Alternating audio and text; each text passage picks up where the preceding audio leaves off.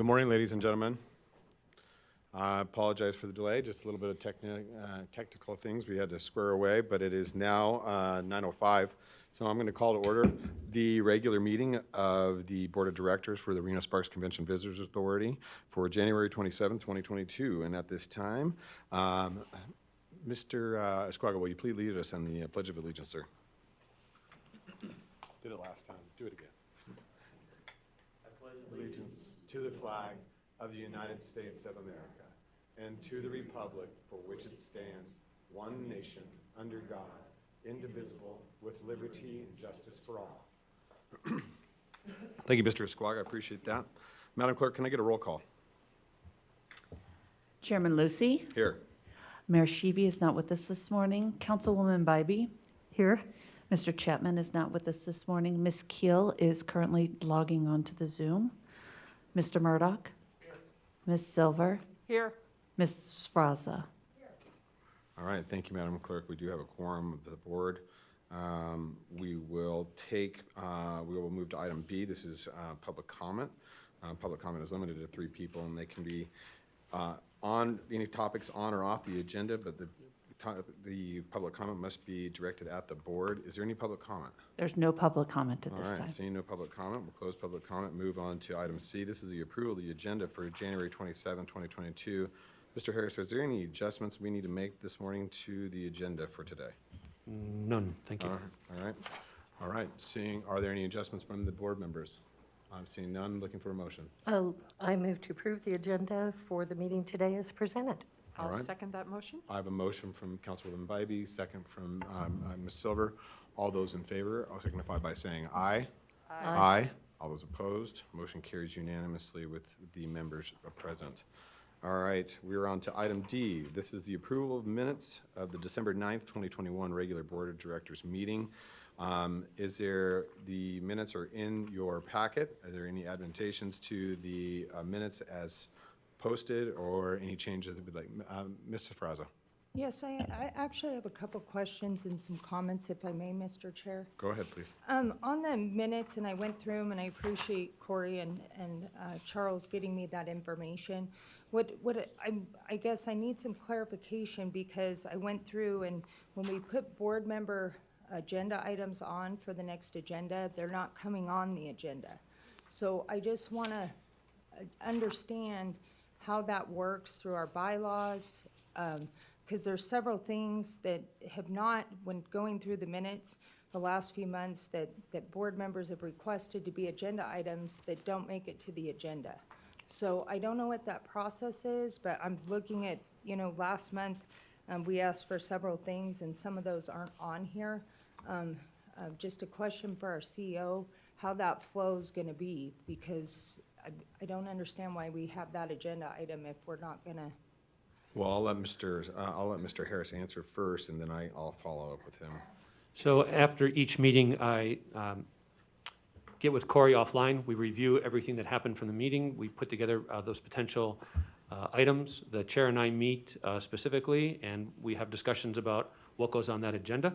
And then from that, that's how the agenda is formed. Yes, so Mr. Harris has been, we don't have a described process within the bylaws in regards to how agenda items, but it is still based upon the standards of most boards. It's at the direction of the chair to put items on, and Mr. Harris has been in consult with me. So those items that were requested are going to be put on the agenda.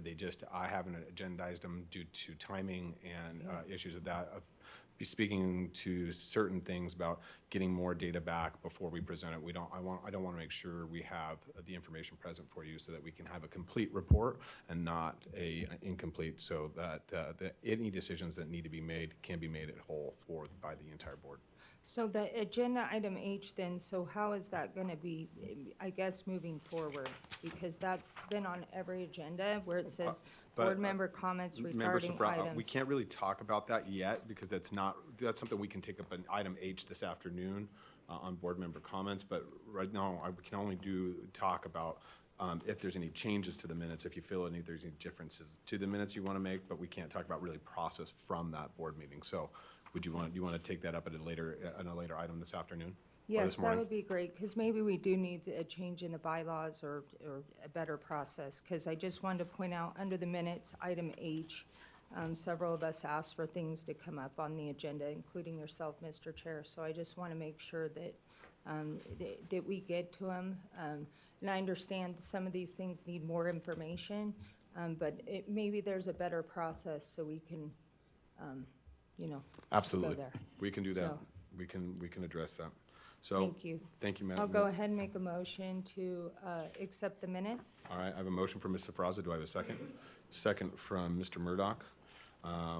Any further any comment on these items? Seeing none, I'll call for the vote. All those in favor signify by saying aye. Aye. All those opposed, motion carries unanimously with all members voting. All right, Mr. Kennedy, we are on to item E1. Will you please take us into E1? Sure, thank you, Mr. Chair. Excuse me. Item E1, RCVA Board Appointment of the Nevada Resort Association Board of Directors seat pursuant to NRS 244A 601-1D4. This is appointment of the seat previously held by Mr. Sturbins. That seat became vacant on December 31st. The Nevada Resort Association has nominated Mr. Stephen Esquaga and Pat Flynn for the appointment. It's a 2-year appointment. It would become effective immediately. These appointments are open to discussion by the entire board, but they're only voted on by the elected officials. So with that, I will turn it back to you, Mr. Chair. Thank you, Mr. Kennedy. Do appreciate that. NRA did submit a letter as we've asked all of our associations submit letters of recommendations for that seat. That seat was, as Mr. Kennedy pointed out, the nominations were for Mr. Stephen Esquaga and Mr. Pat Flynn at this time. I will open the discussion to the board for any discussion that's out there. Ms. Silver, your mic is on. Do you want to speak? Oh, I'm sorry. Well, no, but I didn't plan to, but I highly recommend Stephen Esquaga. I think Okay. it would be a privilege to have him join us. Councilwoman Mr. Bybee. Chair, if you're ready for Yes. a motion, I'll make it. Please, I am. Okay, I would like to nominate Stephen Esquaga to fill the Nevada Resort Association's position on this board. All right, I have a motion. Well, you can't second that motion. That's what I was gonna say. Do we all vote on this, or No, just? just Okay, the okay. electeds. The whole board is allowed to discuss it, but just the electeds. I'll second the motion. And being that Ms. Shivi is not with us, we have a motion and a second from the electeds. All those in favor signify by saying aye. Aye. All those opposed, motion carries unanimously with the two electeds voting. So, welcome aboard, Mr. Esquaga.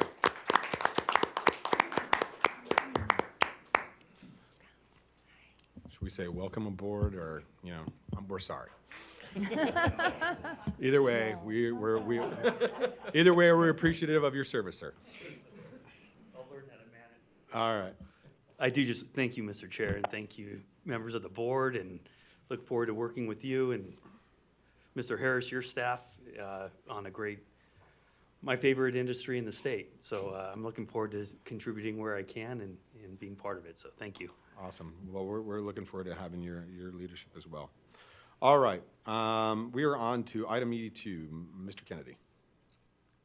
Thank you, Mr. Chair. Item E2 is the board appointment of the Incline Village Crystal Bay Visitor Bureau Board of Director seat pursuant to NRS 244A 601-1D3.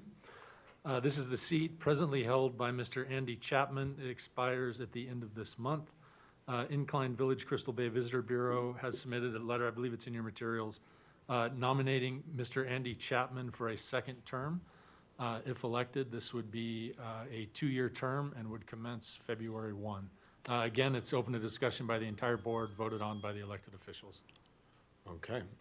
So for clarification, there is a difference in regards to, for those of you who reviewed the packet, Incline Village CVB only submitted one name for reappointment, which was Andy Chapman. We allow that usually on reappointments for these seats to have just a reappointment and not have to have submittal of 2 names. It was only for open seats that we open for a multiple, or we request multiple names be submitted. So with that being said, I will look for a motion from my counterpart. Thank you, Mr. Chair. I move to reappoint Andy Chapman to position representing Incline Village Crystal Bay Visitors Bureau on the RSCVA. All right, and I will second that motion. Any further discussion by all the board? Seeing none, call for the vote. All those in favor signify by saying aye. Aye. All those opposed? Motion carries unanimously. Mr. Chapman will continue to serve in his position here at the RCVA. We're very happy to have him. All right, we are on to now our presentations. Mr. Harris, F1. Thank you, Mr. Chair. As we get set up, we just have to do a quick change over to move it to presentation slides, and I'm going to walk through CEO update, and that CEO update is something that a lot of the board members see during the CEO reports as well as the pre-board meeting. So I'm going to walk through some slides and talk about what's happening really nationally and then what's happening locally. Certainly when it comes to workforce and workforce development, this is a big issue, and the Great Resignation is a huge issue for employment, not only in Reno Tahoe, Sparks, the whole area, but the entire nation. These are some of the stories that you see that's happening all over the country. Right now, there's 10.6 million jobs that are going unfilled right now, and it's certainly impacting the tourism and hospitality. And we're going to talk about that, how that impacts more than really anything else. The Great Resignation, if you look at, these are the number of people that are quitting by month and over a year. The pink parts that go through that is signifying a recession. In November of 21, which is the end of it, that's showing the number of people that are resigning from their jobs. And it's at epic levels. And part of that, we'll talk about the reasons and things that we can all do, because I know it's hitting the hotels significantly. It's hitting all of our businesses, and just want to walk through that. So this is some data that was shared by U.S. Travel during webinars. Look at where leisure and hospitality ranks when it talks about share of total of U.S. employment loss. Hospitality and leisure leads every industry that's out there through November 21st. 11% of pre-pandemic employment in the U.S. represents 34% of all jobs lost through November. Again, our industry is being affected more and continues to be more than any other industry. 1 in 12 leisure and hospitality jobs remain lost. And this is, as we recover and we come back, it is still impacting our business locally as well as nationally. And so I'm just going through a few slides to talk about this and what we can do as an industry, and certainly how we move forward from here. So state of the workforce, again, nearly 800,000 more openings are in the hospitality space that's then currently being filled. So there's a lot of openings that are not being fulfilled, and retaining people in our industry, whether it's the RSCVA or within the hotels, is certainly more paramount than ever. 4 in 10 employed Americans experience employment shifts. So because of COVID, whether people got laid off, furloughed, requirement hours, permanently remote, there's a lot of change that's happening in our business right now, and our industry is grappling on how to deal with that. And so certainly there's big shifts that are coming through, and we're adjusting and pivoting through that. Look at the quit rates for leisure and hospitality versus the total participation. We're far and above the rest of the industries of when people are quitting and what they're doing. More than 4 million Americans quit their jobs in October. 1 in 5 were in leisure and hospitality. Again, impacting us greatly. So the question is, what do we do about that? And this is part of an additional webinar that took place through U.S. Travel, and there's a few slides I'm going to share with you from Gallup, where they did some polling. This is what it looks like. When you think about why people leave their jobs, right? What does that impact? There's the three biggest reasons. One, you would expect pay and benefits. The second is engagement. How are employees engaged? And the third is well-being. So when you think about percentages, most people, I think, would think pay and benefits are really at the top, and that's only 13% of why people are leaving their jobs. What it's really is the engagement. What does employee engagement look like? How are you engaging them and retaining them? And certainly their well-being. And so 41% is due to engagement issues. And so when we look at that, it could be from they can't advance their careers fast enough, they don't feel like they're being treated with respect. Certainly workforce culture is a big issue, as well as lack of recognition. And when we look at, happy trigger finger there. When we look at the well-being, there's other things that absolutely have an impact on that. Workforce conditions, flexibility. Flexibility is a huge issue, and people want to work at least part-time remote. And so being flexible, and we've tried really hard here at the RCVA to be flexible with our employees and to really appreciate them. These are factors that go into some of the reasons why employees are leaving. So when we talk about engagement, this is a study that's gone back to 2000, and the 3 different levels that you see here, one is global, that's the black at the bottom.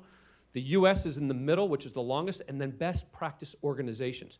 When you look at engagement, you see between 20 and 21, the level of engagement for US companies is down with its employees. On the best companies, it continues to go up. They continue to engage their employees. They feel appreciated. And again, global took a dip as we went into the pandemic as well. So, an unprecedented shift from the office to home. Look at the adjustments from work from home as far as not working from home. Pre-COVID, about 25% of the people were working from home. Jumped that to October of 21, it was 43%. It did peak in May of 2020, it was 65%. But again, having that flexibility and dealing with people in a new environment is where we are today. When we talk about employee preferences, 7 in 10 employees want a hybrid or work from home part-time. And certainly, that's adjustments that we're trying to make in the industry. 2 out of 10 want it exclusively. Certainly, half of the folks want to have that flexibility to work part-time. So I want to localize this now and talk about what's been happening since our last board meeting on a local level. In 2021, the destination had its best year ever. Certainly, the hotels yielded phenomenally, but 6 of the 12 months in 2021 had the best months they've ever had when it came to tourism dollars collected. In December, 31 million. The previous record was 29 million in 2019. But again, 6 of the 12 months last year, more tourism dollars were collected than at any time in the history of this organization. And if you look at the top 5 results of all time, 3 of the top 5 of all time for any given month happened last year, in calendar year. And I will note that in August, that was also when the fires took place. And so even with that, the destination was yielding better, and it had the 3rd best performing month in the history of this organization. There is a news release that is going out this morning that's talking about that. And again, kudos to the entire destination, the hotels, everyone pulling on the same side that we are able to reach record levels. I want to just talk about very briefly that we have Conference of Mayors coming up. Mike Larraguetta is going to talk about that a little bit more detail in his update. But one of the things that we developed that was showcased at their winter event, I think it was last week in DC, was the video encouraging folks to come out to our destination and really previewing that, and it's featuring our mayor, Hillary Sheevy. So with that, we're going to roll a quick video and talk about Conference of Mayors and our destination and what we showcased.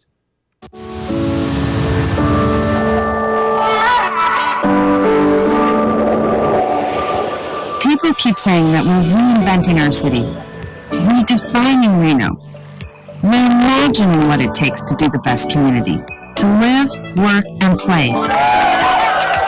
Underneath all that change is something that we've always had, something that's made our city glow day and night. Sure, imagination is part of it, but even the Nevada-sized imagination is nothing without action and ambition.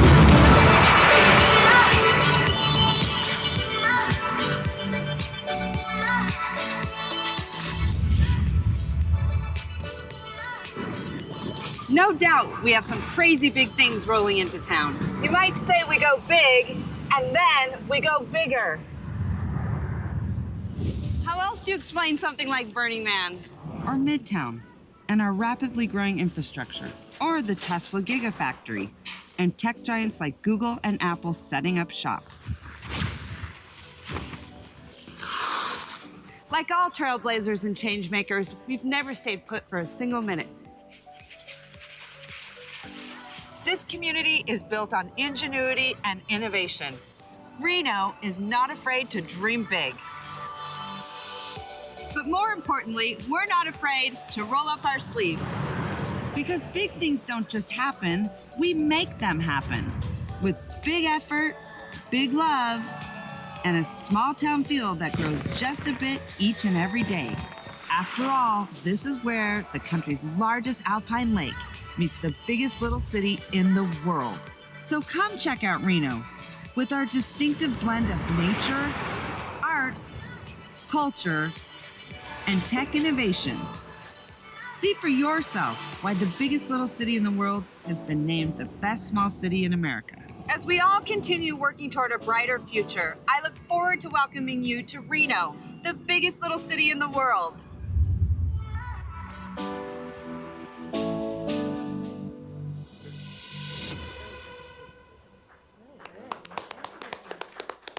So that's a brand new video that was created with a new provider that we're working with, and I think it shows our destination really, really well. And kudos to the mayor for going up the side of a hotel, which I'm never going to do. And actually, we're going to take that content and we'll be able to repurpose that content really to help attract more folks. So it's a great preview of what's to come here. I want to talk also just in general marketing, give you a quick update what's happening this last week, National Plan for Vacation Day. What you see there is scenes from Reno, Sparks, and Tahoe that we then shared out within our channels. This was a national effort to encourage folks to really plan for their vacations for the year. And this is a movement that's happening in our industry on a national level, but also we want to make sure that we use that on a local level from a programming standpoint to push out, and we've done that. Now, in our last meeting in December, one of the board members, and I think it was Chairman Lucy, that was talking about families and how we're marketing to families. And this was something that we had in the works for a long time. This is really, really a coup for our organization. There is a family, and you see them at the left-hand side, called the Bucket List family. The Bucket List family is one of the most influential folks in the entire country when it comes to creating content. It is a nuclear family with 3 children. They travel all over the world and talk about all the great things that are going on. Now, what makes them unique is, 1, they've got great content. 2, their universe, if you can look on the right-hand side, all the different levels that they engage. They've got more than 6 million people in their community that they talk to all the time. And we were actually able to get them to come to our destination.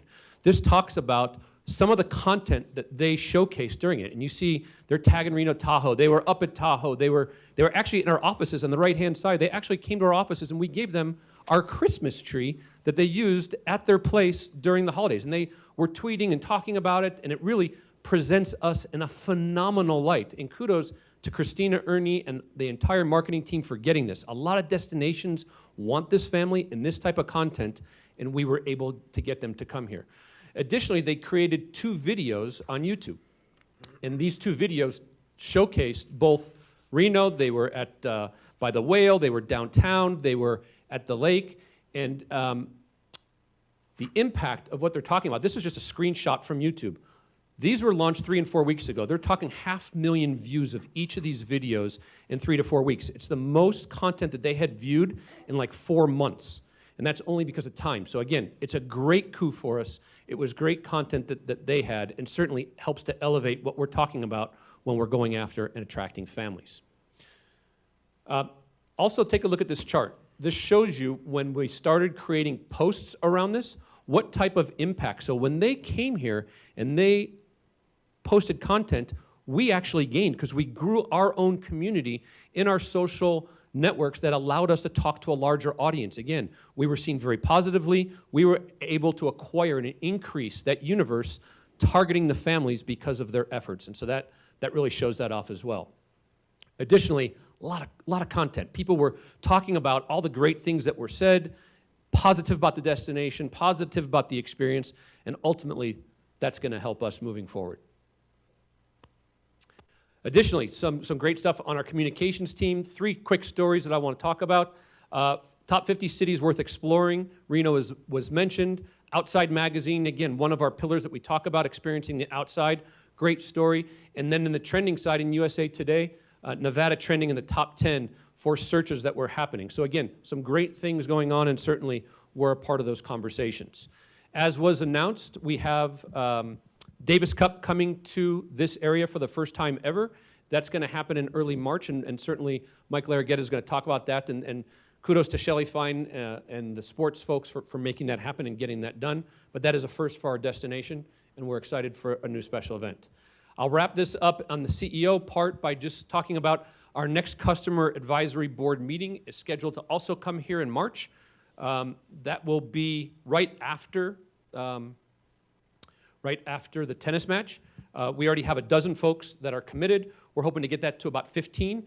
And as we talked about previously, I would love to invite the board to at least one session to interact with these key decision makers that have more than 400 years of combined experience in booking where meetings and conventions happen. So that's going to be coming up as well.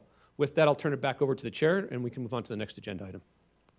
Thank you, Mr. Harris. Are there any questions? Unless there's any questions. Any questions for the CEO in regards to his update? Mr. Murdoch? Thank you. Your ADRs. You're not on. The ADRs, I mean, good question is it volume or ADRs that have lifted the revenue? Is it just sheer volume? So again, nationally, remember, everyone's still down because of COVID, right? So we're down in single digits year over year, but we've maintained strong. The ADR is up $15 from that, and that's why we're getting to those records. So certainly ADR and what the hotels are able to yield plays a role in that. Thank you. Mr. Fraza? I'll go ahead. Charles, on that, the room growth, is that because of COVID, what they're seeing across the nation as far as peak?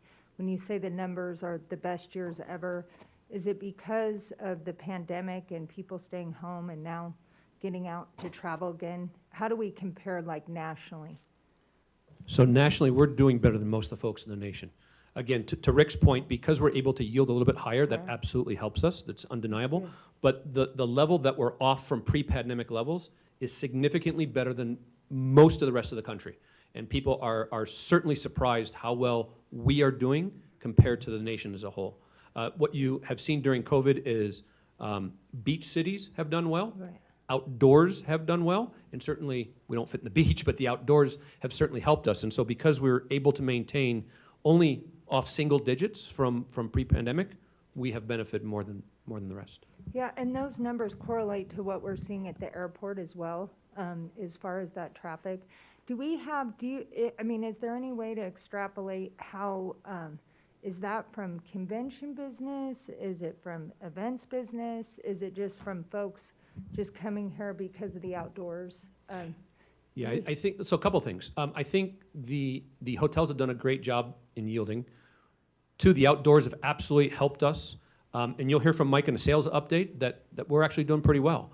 And we've had improvements since the last CEO update that I sent out to you. So I think it's a combination of all those things. Our messaging has absolutely helped us to reposition us. So it's a combination of all of that together. And then final question, I promise, Mr. Chair. Since we have those higher numbers, how much has that brought into the RSCBA on our bottom line because of the higher ADR with room tax revenue? Yeah, so we absolutely are doing better. One of the things that we committed to the board with any surpluses is that we would meet quarterly to potentially look at augmentations.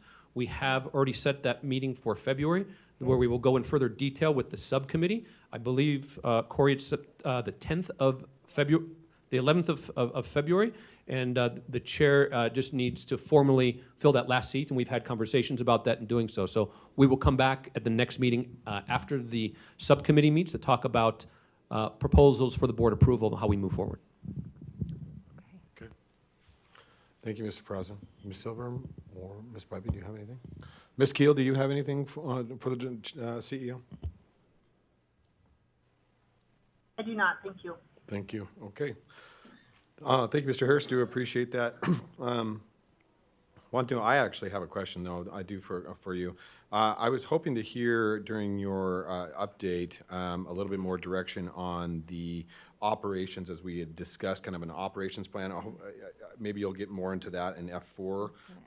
But when can we anticipate more of an operations plan from you in regards to a transition from ASM in June?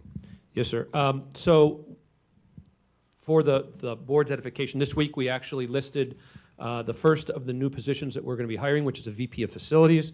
That is now live on our site. I will be coming back in the March meeting with facilities updates. We are meeting internally to go over by department what that looks like, both from a department standpoint, what we need to do, as well as a schedule of the hiring process that is there. We will have more jobs being listed in February, and we will make a formal board presentation in March for you. Okay. Thank you. Can I just follow up? I'm sorry, Yes. Mr. Chair, because Ms. Kress. that is very important, and I think that's, is March going to give us enough time since we have April and then May, just those 2 months? Because June, I was thinking that the ASM contract actually ended the end of June, but it's the beginning of June. For 2 months, I just want to make sure with the staffing, I mean, you just gave a presentation, that we're able to get the staff, and I think Board Member Silver had mentioned this, like going to university or reaching out to the tourism. Is there any possible way we can get this presentation next month? I'm just concerned about the facilities and having that transition plan, who we're going to hire, as far as what positions are coming out. This is a big change for this organization. I just want to make sure we're ready. Yeah, one of the things that I've done is when I meet with the chair on a monthly basis, I actually went over the schematic of what it looks like between now and June on the hiring process. So we have the chart, but I'm happy, as the board wants, to meet to go over, the plan. I can tell you that just in finance alone, Ms. Jager, who's online here, has 60 different points in her area of finance that we have to transition to do that. And Mike has a whole sales plan that is being tweaked from where we are now to absorb that. So the plan was in March. I'd leave that to the board's discretion if they want to see that earlier. Yeah, thank you. And I'm going to bring that up in item H for discussion. But we definitely, that is something I was hoping would be presented today during your CEO update, but we can definitely have that discussion in a minute. All right, let's move on to item F2 if there's no further discussion. This is the sales update. Mr. Larraguetta. Thank you, Chairman Lucy. Good morning, everyone. Mike Larraguetta, Vice President of Sales. Today, my sales update is going to primarily focus on 4 areas. We're going to talk about travel, client events, and group wins for the first 7 months of the fiscal year.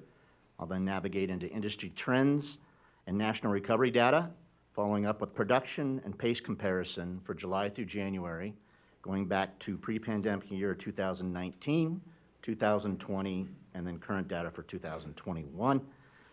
And we'll focus on areas of group leads, room nights from group leads, and of course the most important number that we care about is the number of contracted group room nights for future dates. I will close my presentation with an update on what we're looking forward to in the last 5 months of the fiscal year. In the last 200 days, the meetings, sports, and business development teams have traveled throughout the country, participating in 37 national and regional trade shows, resulting in over 1,000 one-on-one appointments with meeting planners, third-party representatives, and decision-makers representing the association, corporate, SMERF, and sports segments. The team has also participated and hosted 8 VIP events between July and January. In August, we went to Dallas and Houston, hosted 4 events. Over 100 clients were hosted. In September, we were in Tampa Bay at Connect Marketplace annual meeting, where we held an event with over 50 clients and our partner hotels at the Columbia Restaurant. In November, we attended the largest domestic international buyer show, IMEX, in Las Vegas at Mandalay Bay, where we held a client event at the Border Grill. And in December, we went to Chicago Holiday Showcase, where we actually partnered with Visit Indy, which is something new that we are exploring. It actually went very well. Charles attended as well. We hosted 50 clients at a very well-known high-demand restaurant called The Rosemary, featuring Top Chef winner Joe Flam. And just a few weeks ago at PCMA Convening Leaders in Las Vegas, we hosted an event at Beauty and Essex at the Cosmopolitan Hotel. So let's talk about some of our successes. From July of 21 through January of 22, the teams have contracted 8 major programs representing over 18,000 room nights with an economic impact of $18 million. Examples include ACTRA, National Pole Vault Summit, TribalNet, Farmers Insurance, and IMC. Now let's pivot to the numbers. The U.S. Travel Association recently published a travel forecast for domestic travel in future years compared to 2019. There are 5 different forecasts on this slide, but for the purpose of my update, I want to bring your attention to the bottom right graph, which is in front of you now, the business travel by segment. U.S. travel's forecasted recovery for the group segment versus 2019 is as follows.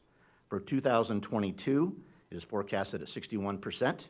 For 2023, 76%. For 2024, they are forecasting to be back to 2019 levels at 100%, and by 2025, they are anticipating us to exceed that number at 102%. So how are we doing in comparison to the National Group Recovery Forecast? The next 3 slides will show how we are performing today versus 2019, obviously pre-pandemic, 2020, when the pandemic was at its peak, and then current year of where we're at. Mr. Lurgard, where is this information? I'm sorry, can you go back to that previous slide? Yes, sir. Where does this data come from? U.S. Travel Association. U.S. Travel, thank you. So first, let's look at the group leads. In 2019 through 2020, again, pre-pandemic, we received 390 group leads. For the same period, July through January, in 2021, during the peak of the pandemic, we received 139 group leads. And in 2021, July through January, we received 286 group leads. Now let's look at the room nights that represent these leads. Again, 2019-20 pre-pandemic, over 402,000 room nights. In 2020 and 21, during the peak of the pandemic, obviously significant decline at 157,910. And currently, July through January of 22, we received room nights representing 387,762,000. Obviously demonstrating that we are performing at a high level in comparison to the pre-pandemic dates.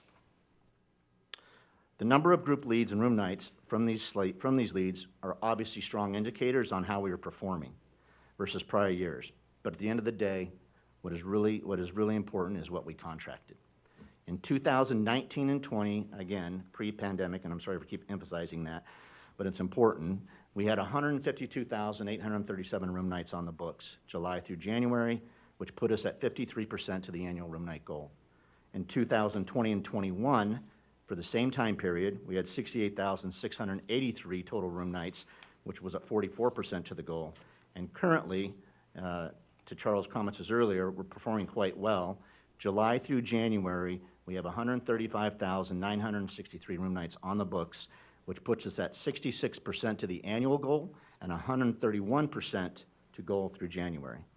The team is currently pacing to finish at approximately 225,500 group room nights on a goal of 206,500.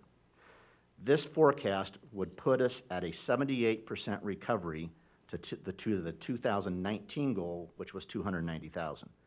As previously mentioned, the U.S. Travel Association is forecasting the group segment recovery percentage on a national basis for 2022 to be at 61% compared to 2019. We are currently outperforming the U.S. travel group forecast for 2022, obviously 78% compared to the national average of 61%. However, we all realize we are in no way out of the woods. These are headlines from the Las Vegas Review-Journal paper the past 5 months that reflect vaccination requirements, convention cancellations, convention rebookings, convention attendance, and of course, show cancellations. Northern Nevada properties have not had any significant group cancellations to date, but we are experiencing decreases in attendance for the groups that are actually materializing. So what's on the horizon the next 5 months? In February, we will host Go West, their annual meeting at the Grand Sierra Resort, with an off-site event sponsored by the Atlantis Hotel. This meeting consists of over 300 domestic and international tour operators, media, and suppliers. This conference's primary focus is on selling future FIT travel and leisure groups. As Charles previously mentioned, in early March, we will host the Davis Cup Qualifier with the United States taking on Colombia. The U.S. team is captained by Mr. Marty Fish, who also was the 2020 champion of the Celebrity Championship at Edgewood Tahoe. To echo again Charles's comments, I want to recognize Director of Sports Development Shelley Fine for her relentless pursuit of this event. There was actually a press release from the Executive Director of USTA saying that this has been 10 years in the making, so great job, Shelley. Way to stay on it. And then right after the Davis Cup, we will host our second Customer Advisory Board, March 6th through 9th. We anticipate 15 or more CAD members to be in attendance. The Peppermill will serve as the host hotel. Thank you, Stephen. And then we'll also do off-site events at both the Nugget and the Atlantis. At this meeting, we will report on the summary of recommendations for our first CAD meeting, and we will also dedicate segments for board members, general managers, and sales leaders to attend. June 3 through 6, our region will host the 90th Annual United States Conference of Mayors. This prestigious event will bring mayors and influential delegates from all over the country. Attendees will have the opportunity to truly experience our region from our arts and cultural amenities, entertainment, culinary, unique venues, and of course, our outdoor recreation attractions. That concludes my update. Be happy to take any questions if anybody has any before I turn it over to Mr. Jimenez. Thank you, Mr. Larragetta. Any questions? Mr. Murdoch? Michael, are you, just question, your sales team's doing pretty well. Are you at full strength now? Mr. Murdoch, so we've just added 2 positions. In the last month, we added a convention services manager who came through the recommendation of the Customer Advisory Board, a very important position for us to add, and we added a sales coordinator. In terms of total counts, that puts us, don't quote me on this, but I believe a little over 70% of where we were pre-pandemic. We had a very large team. We were very diversified, but I think that puts us about 70%. But as far as salespeople, people that are out selling the destination, you're. Yes, so when we unfortunately went through the process of furloughing employees and then making the decision, obviously a very difficult decision, to not bring some of those employees back, my goal was to retain as many people that are truly in sales positions versus support and operational positions. And I made that recommendation based on salespeople are hard to find. This destination takes at least a year to really figure out how to sell. So we wanted to keep as many of the salespeople as we could on staff. Out of the team that truly sells, which we have 10 now on the M&C side and sports side, pre-pandemic levels, we had 11. So we were able to keep 10 of those 11. That's good news. Thank you. You bet. And Mr. Murdoch, just to amplify that, we're still not, from a total standpoint, we were at 55, I believe, employees before I started. Pre-pandemic, we're currently in the 40s. So we're not quite there in terms of where that's something for the subcommittee to look at, if we want to augment to bring on more people. But we also have to factor in how this facility was built and how many people we can stick in this new building as well. So there's several factors that we're looking at and considering. Mr. Fraza, do you have any questions? Your microphone's on. Ms. Silver, Ms. Bivey, or Mr. Larragetta? Mr. Larragetta, can you scroll back to your leads versus conversions? Sorry, we did the handoff already. Sorry. I didn't want to interrupt you. I already did one, so I wanted to wait till you were finished. No. You want me to go to the lead slide? Yes, Chairman? please. Yes. Team leads. There we go. Go back one That's more. room nights. One, that's Should be contracted 2 room more. nights. Here, Right there. Right here, yes. Okay. So group leads in July to January, we were up to 286. Now go forward 1 slide for me to, nope, other way. Oh, sorry. There we go. So total room nights, these are lead room nights, 387. So our conversion for 387 is we're looking at about 50% conversion right now. So Is that a pretty average rate to do? Contract, because from leads to actually contracted nights, it's about a Yes. 50% conversion. Is that correct? I don't think it's that high. So the leads, let's see, we're at 286 total room nights, and we have 135 on the books. That would be 50% would be 270, so it's lower than that. The industry average runs around 30 to 32%. So we're doing better on actual conversion leads to actual contracted nights. We are. So there's obviously been a conscious effort by the team to focus on quality versus quantity. Right. And also the booking window has shrunken a little bit as well. So we are converting more than the national average, per se. Okay. And it seems like, and maybe I'm wrong historically, but we've actually had a fairly good reputation of keeping a high percentage of leads to actually contracted nights. We've never really dripped down to the national average. We've exceeded that pretty consistently. I felt like we've been in the 65% range of contracted. So can you talk to me about historically values? Because I can understand the pandemic's playing a role in this, but historically we've had a little bit better success. Yes, I would agree that we have had more success than the national average. I think you've heard me say numerous times in previous board meetings that if we can get the third party, the meeting planner, or the decision maker to our destination, we win more than we lose. Our conversion rate, when we actually get them into the region, is north of 50%. Okay. So to your point, we really put an emphasis on hosting clients, getting them here, getting them to see the destination. The Davis Cup is a great example. there is such an emphasis and importance about relationships that we have to establish that sometimes takes years to cultivate. The Davis Cup is 10 years, and that's just one example, but there are several examples that we have to, I don't want to say we have to try a little harder, but we have to get them here, we have to follow up, we have to get them here again. Right. And then most times if we get them here, we will get the buy-off on, again, the third party, the meeting planner, decision maker. If we tend to lose the business after that point, it's generally because we've lost it in the boardroom or the CO's office. Right. Now, go back one slide one more time for me to 286. Yep. So that 286 number, now how much of that 286 is returning business versus actually brand new? I don't have the exact breakdown. We do have legacy events that return. My guess is that the majority of that is new, or it's business that we have bid on in the past. That's what I meant. Business we've had in the past that have gone away and come back. But I'd like to know that breakdown of that 286. What's brand new to the area versus what's maybe just returning business, from a duration of time that they've been away. And we define new business in basically two buckets. Obviously, one, have never been to the destination, and then what we call reentry, and they haven't been in the destination for a minimum of 3 years. Right. So I'd like, if I could, from your team, can I get a Yep. breakdown of what that is from reentry versus new business? Because I'd really like to identify those leads and make sure that we are identifying that, because that is important, because that contracted business, as you pointed out, if we can't get them to the destination and have your sales team work with them, and some of the issues I know, and this is not a critique of anybody in particular, but have been times that we've had old business that we've gone back to visit and we've lost contact. Either they've changed roles in that, and so that's, we always want to continue to nurture that old business, even if they've been out of the market for plus 3 years. We got to continue to maintain those contacts, yet and still be working to procure that new lead. Correct. From my standpoint, that's important. So I'd like to Agree. see that breakdown. Absolutely. Mr. Murdoch. Hey, Mike, how are you experiencing cancels?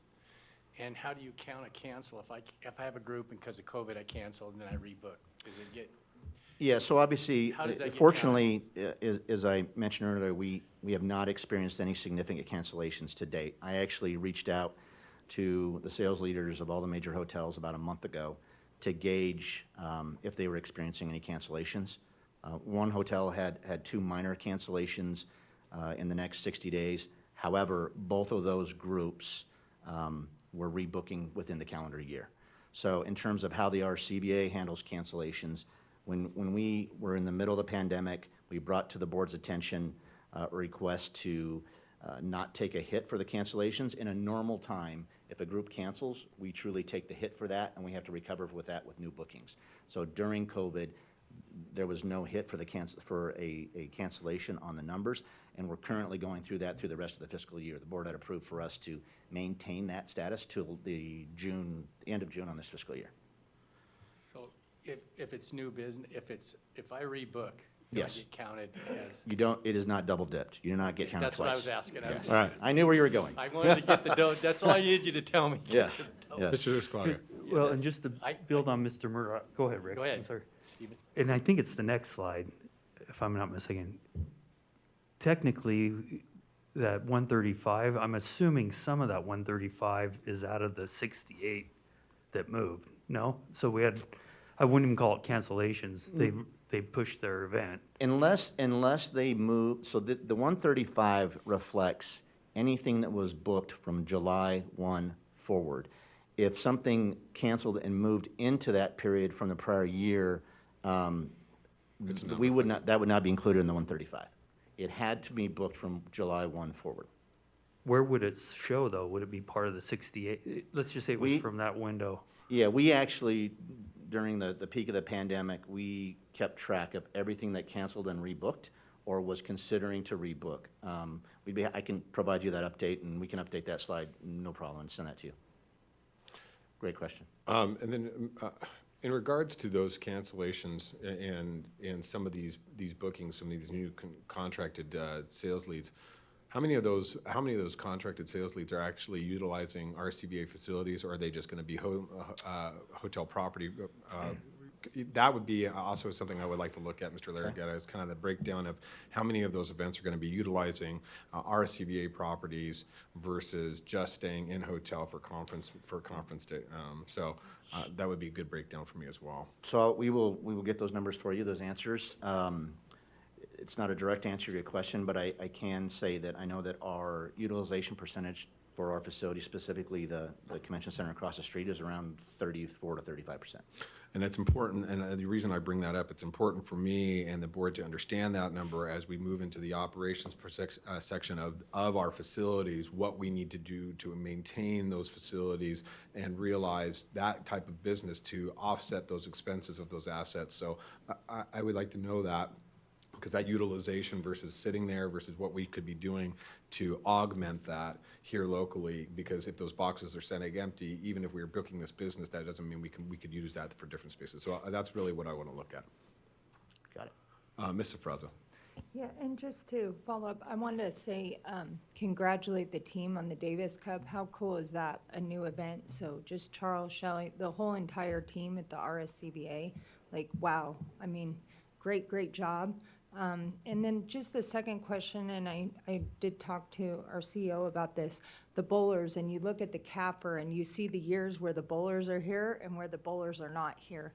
Do we have plans on the books, and I brought this up before, whether it's the rodeo, a specialized person to market the livestock event center? We haven't had someone in quite some time specifically marketing the bowling facility. Do we have a plan to look at those specialized things, going back to what Chairman Lucy said, of bringing in people to the public facilities that the RSCBA runs? So to address your point publicly, yes, we do have a salesperson in our onboarding when we bring it back in-house to sell bowling specifically. Right. And currently, the extension of that contract is of vital importance to us as well. Okay. Great. Any further discussion from the board members for Mr. Larragetta? All right. Thank you, Mr. Larragetta. Great. Thank you. Congratulations to you and your team. Mr. Appreciate it. Jimenez. Well, that's a tough act to follow, Mike. Thank you. Is this, can you guys hear me? Thank you. Good morning. Happy Thursday. For the record, Art Jimenez, Executive Director of Tourism Sales, and your tourism sales team has been conducting a variety of sales and marketing activities. In fiscal year to date, we've conducted the following programming. First up, with face-to-face selling programs, which include sales missions in Los Angeles, Dallas, and Houston.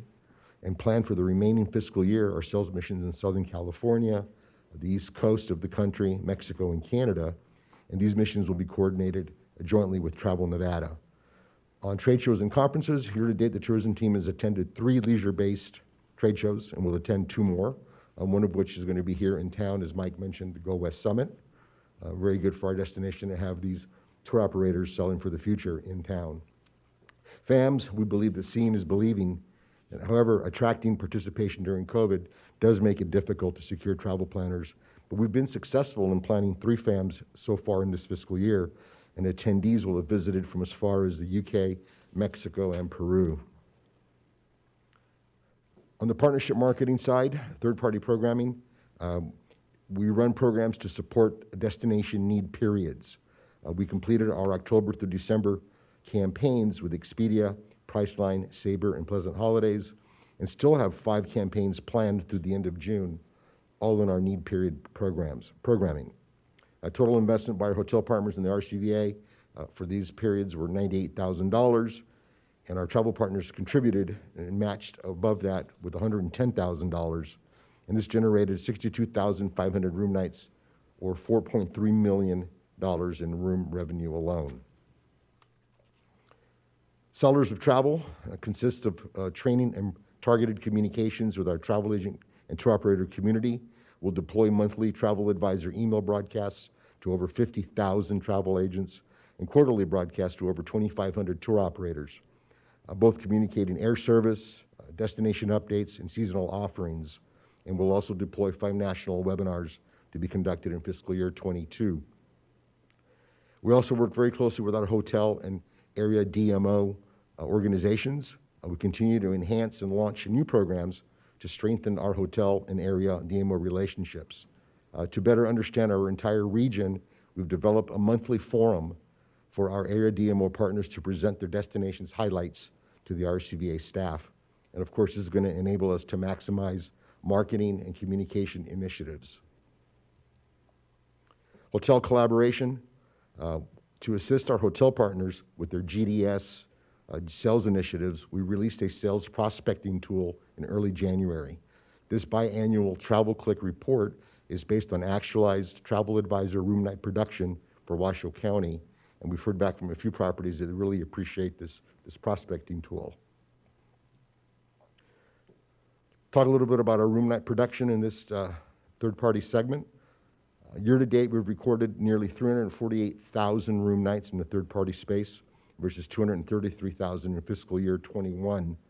As you can see, the OTA and GDS channels continue to dominate this category with about 90% of the room nights, but we're encouraged because we're also seeing growth in the remaining segments. This slide illustrates how this segment is performing compared to over a 3-year period.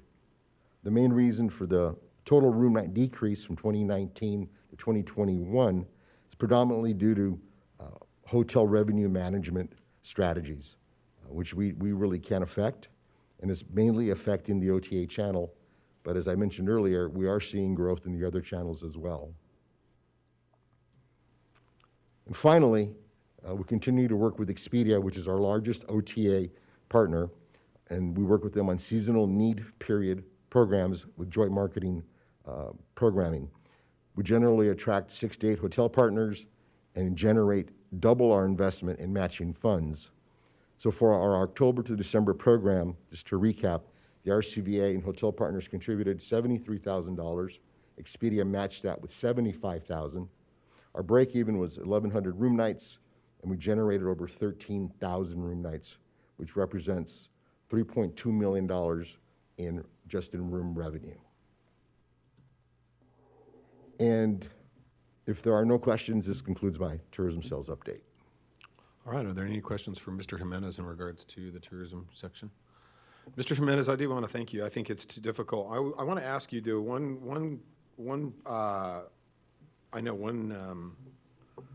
program that you had put together under your department was the Visit China, the China programming? Yeah, the China programming. Where are we with that? Has that proffered anything for us? I know through the pandemic that got put on hold because we'd really launched that in 2018 and 17, and but then through the end of 19, but then it kind of stopped obviously with that. Are we seeing that the Asian market continue to grow for us, or is there challenges with that?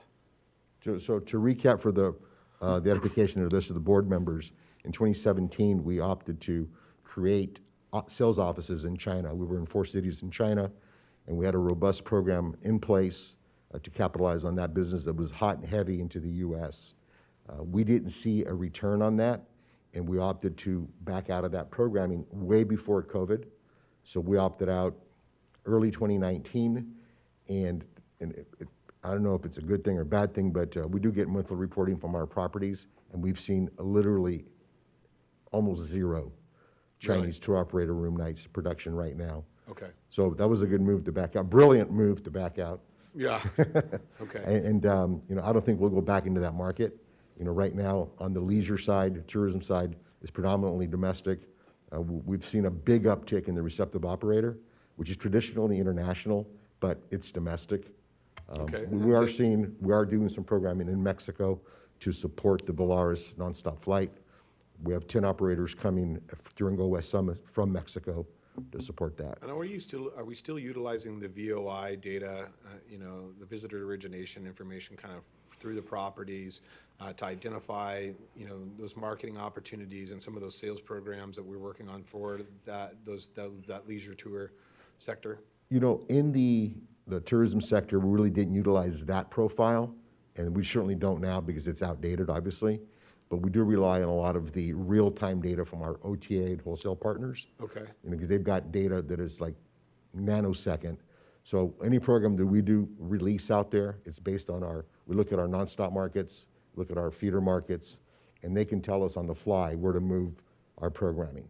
Okay, and that's obviously tied to some of our new carriers and new routes that we've just obviously launched, and we're seeing, so you're seeing that real time from our OTAs. Absolutely, yes, sir. So we work with the OTAs, work with the airport, obviously, and we also conduct sales missions, in-person, face-to-face selling in those markets. So we hit it from the different approaches. Can you tell us what are currently to date, what's our largest market that's I mean, where is our largest sector coming from?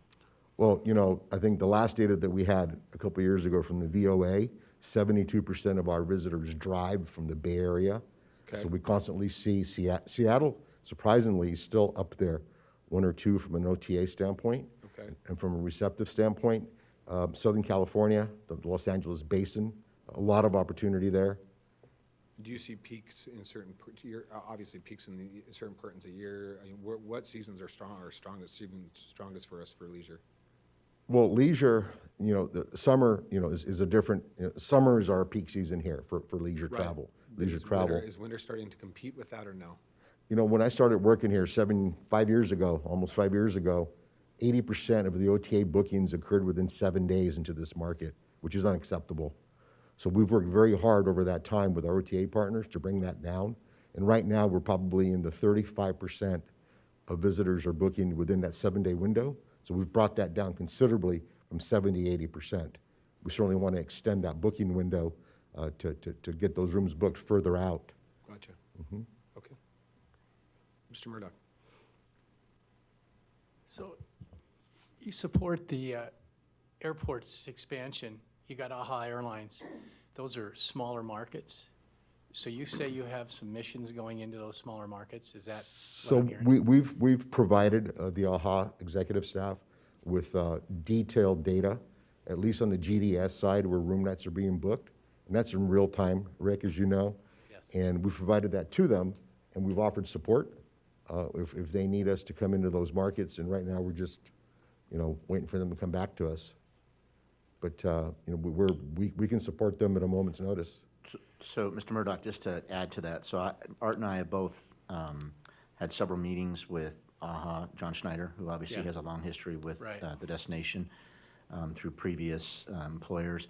And to Art's point, we have wholeheartedly offered our support to go in and do a sales mission, whether it's a travel agent function, whether it's bringing in consumers, media, whatever it may be. And at this time, they have not elected to do that. I think they're really trying to figure out their business model and really what they want to do and engage, and whether they're going to engage the travel agent community or not.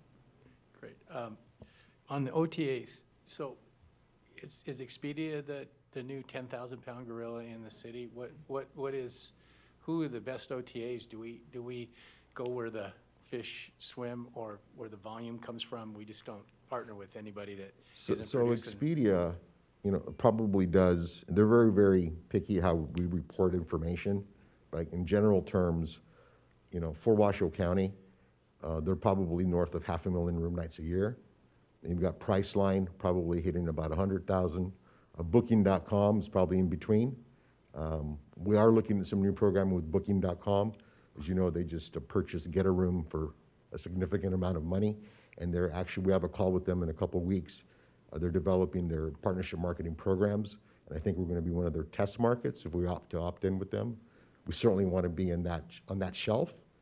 You know, like with any OTA programming, we want to be on the shelf. We want to be here, we want to be down here. We want to be in the middle of that shelf. But they are the biggest ones. And one last question. So when you do tie in, say, with an AHA that's flying at a smaller market, you can see through your Expedia intel that, because Expedia is very good at giving us finite information. You can find out if you're getting anything from that geographic area. Is that something that's geo-tracking you guys are doing and figuring out where Absolutely. we need to, as a community, be, to Bob's question too, was, do we need to be more in LA? Do we need to be more in Seattle? You know what I mean? It seems like Reno has been really kind of immune a little bit. We've been done pretty well through this COVID. It seems like people view us as a safe destination. So, I mean, it seems like we're just, you know, playing to our best strength, which is we're COVID-free zone. Well, that's when you have great product and great marketing, Rick, you know. But yes, our reports from Expedia are very detailed. We get very granular, especially on the airline market side too, and we utilize that information as well. Hey, Mike, turn your mic. Sure. Sure. It's good for our sales staffs to see, you know, where the flows are. We give them all the information, doesn't mean they necessarily see it. But do you guys, Mike, I guess I'd ask you too, do you guys update everybody on the sales teams around the city on this stuff so they know where to go? We can certainly look at pulling some of that data out. Absolutely. Thank you. All right, any other further questions for Mr. Jimenez in regards to the leisure travel section? Mr. Jimenez, thank you again. Appreciate all your work that you and your team do for that, so. Thank you. All Thank right, you very much. thank you. Have a great day. Jesus, I'm sorry. Ladies and gentlemen, I'm going to put us into recess just briefly. We are allowed I'm going to take a minute to brief board members on some legal proceedings, and so we are going to go into closed session. This is a non-agendized legal session for board members to be briefed. So we'll be in recess for about 10 minutes, so I'll bring this back at 10:20.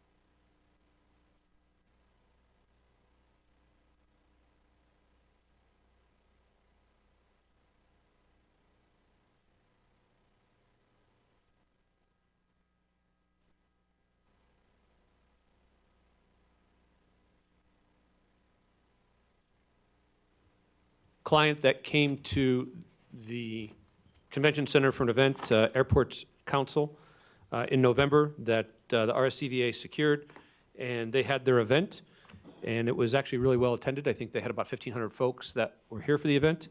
The agreement that was in place was done between the client, HCI, and ASM.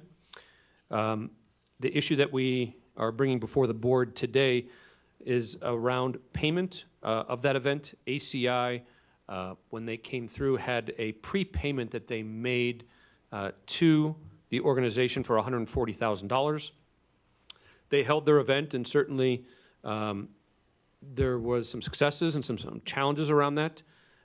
The Saver bill following that was $348,000 for the event, of which $208,000 is outstanding.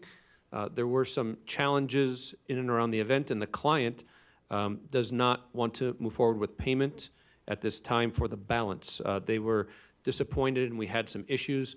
Mike Larraguetta and I were meeting directly with ASM and the client several times during the event, and tried to help mitigate some of that. I would like to call out that I thought that the local staff did a phenomenal job. Renee and the executive chef and the staff really hustled. They hustled hard to make this work, but there were some challenges, and the client was not happy.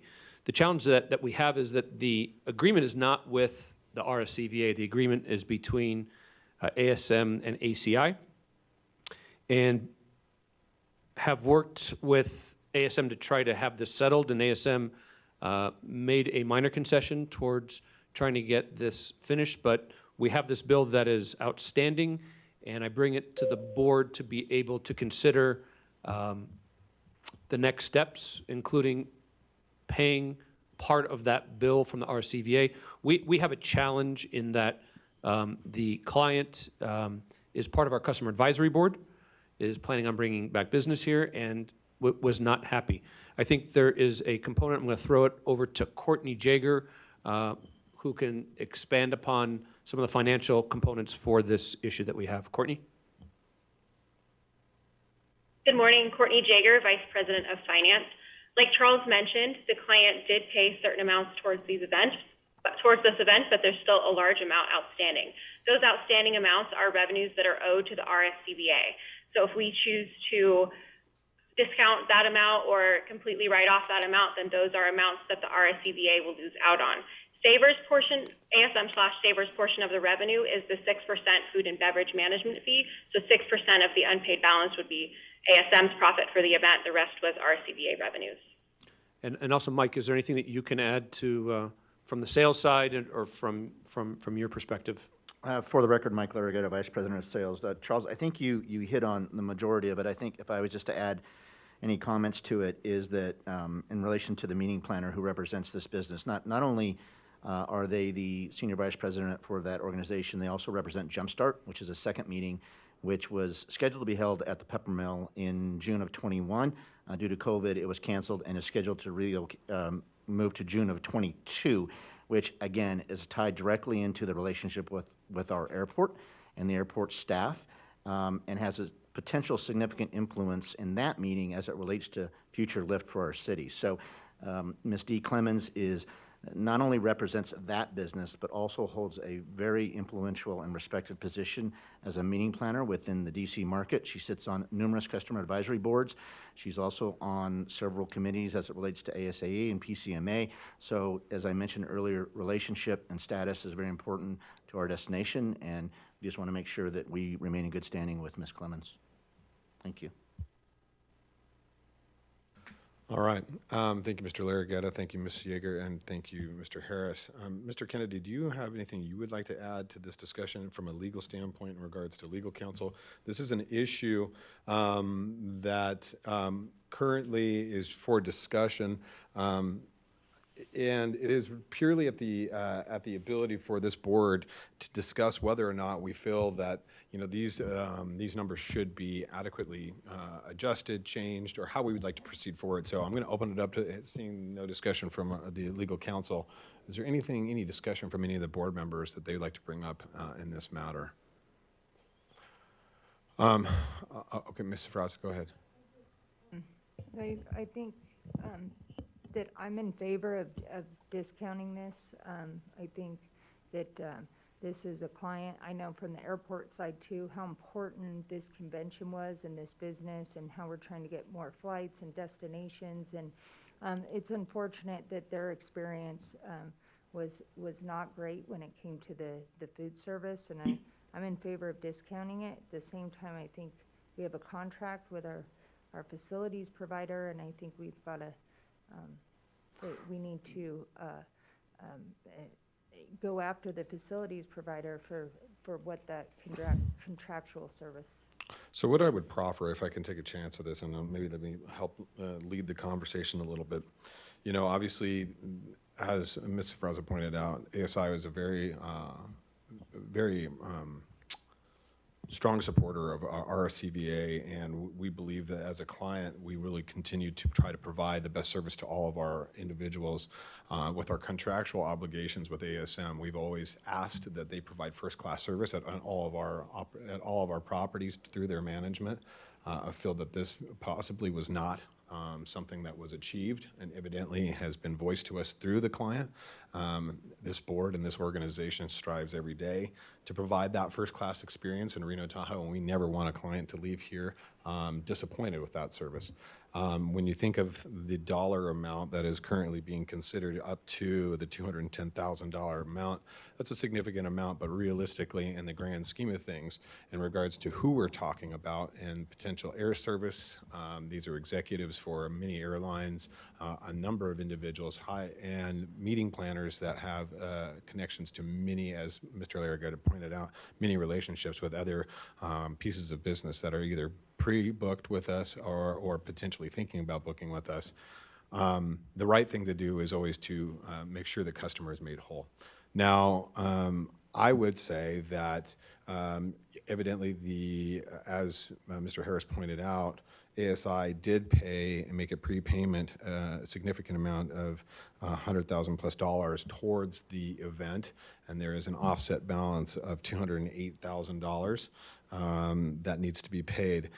RSCVA was not a part of the contract between ASI and ASM, but as we are the kind of the middle person, I think it's our responsibility to maybe offset that. And what I would, and why we're bringing this forward to the board, I would ask that the board consider paying off roughly 70% of that value and making an offer to ASI to, in one way or shape or form, and direct staff, Ms. Yeager and Mr. Harris, to discuss how that 70% is addressed, but direct ASM to write off 70% of that outstanding invoice so that we no longer have to pay on the back end the 6% fee of paying money towards ASM. So really writing off 75% and making sure they adjust their bill so that we are not double paying on a contract that we currently have with ASM.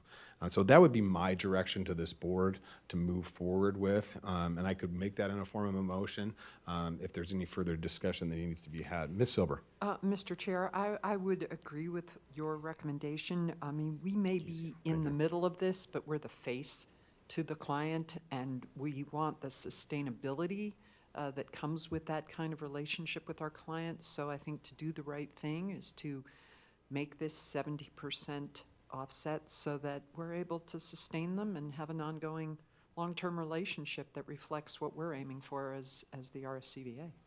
Thank you, Ms. Silver. Ms. Pybee. Thank you, Mr. Chair.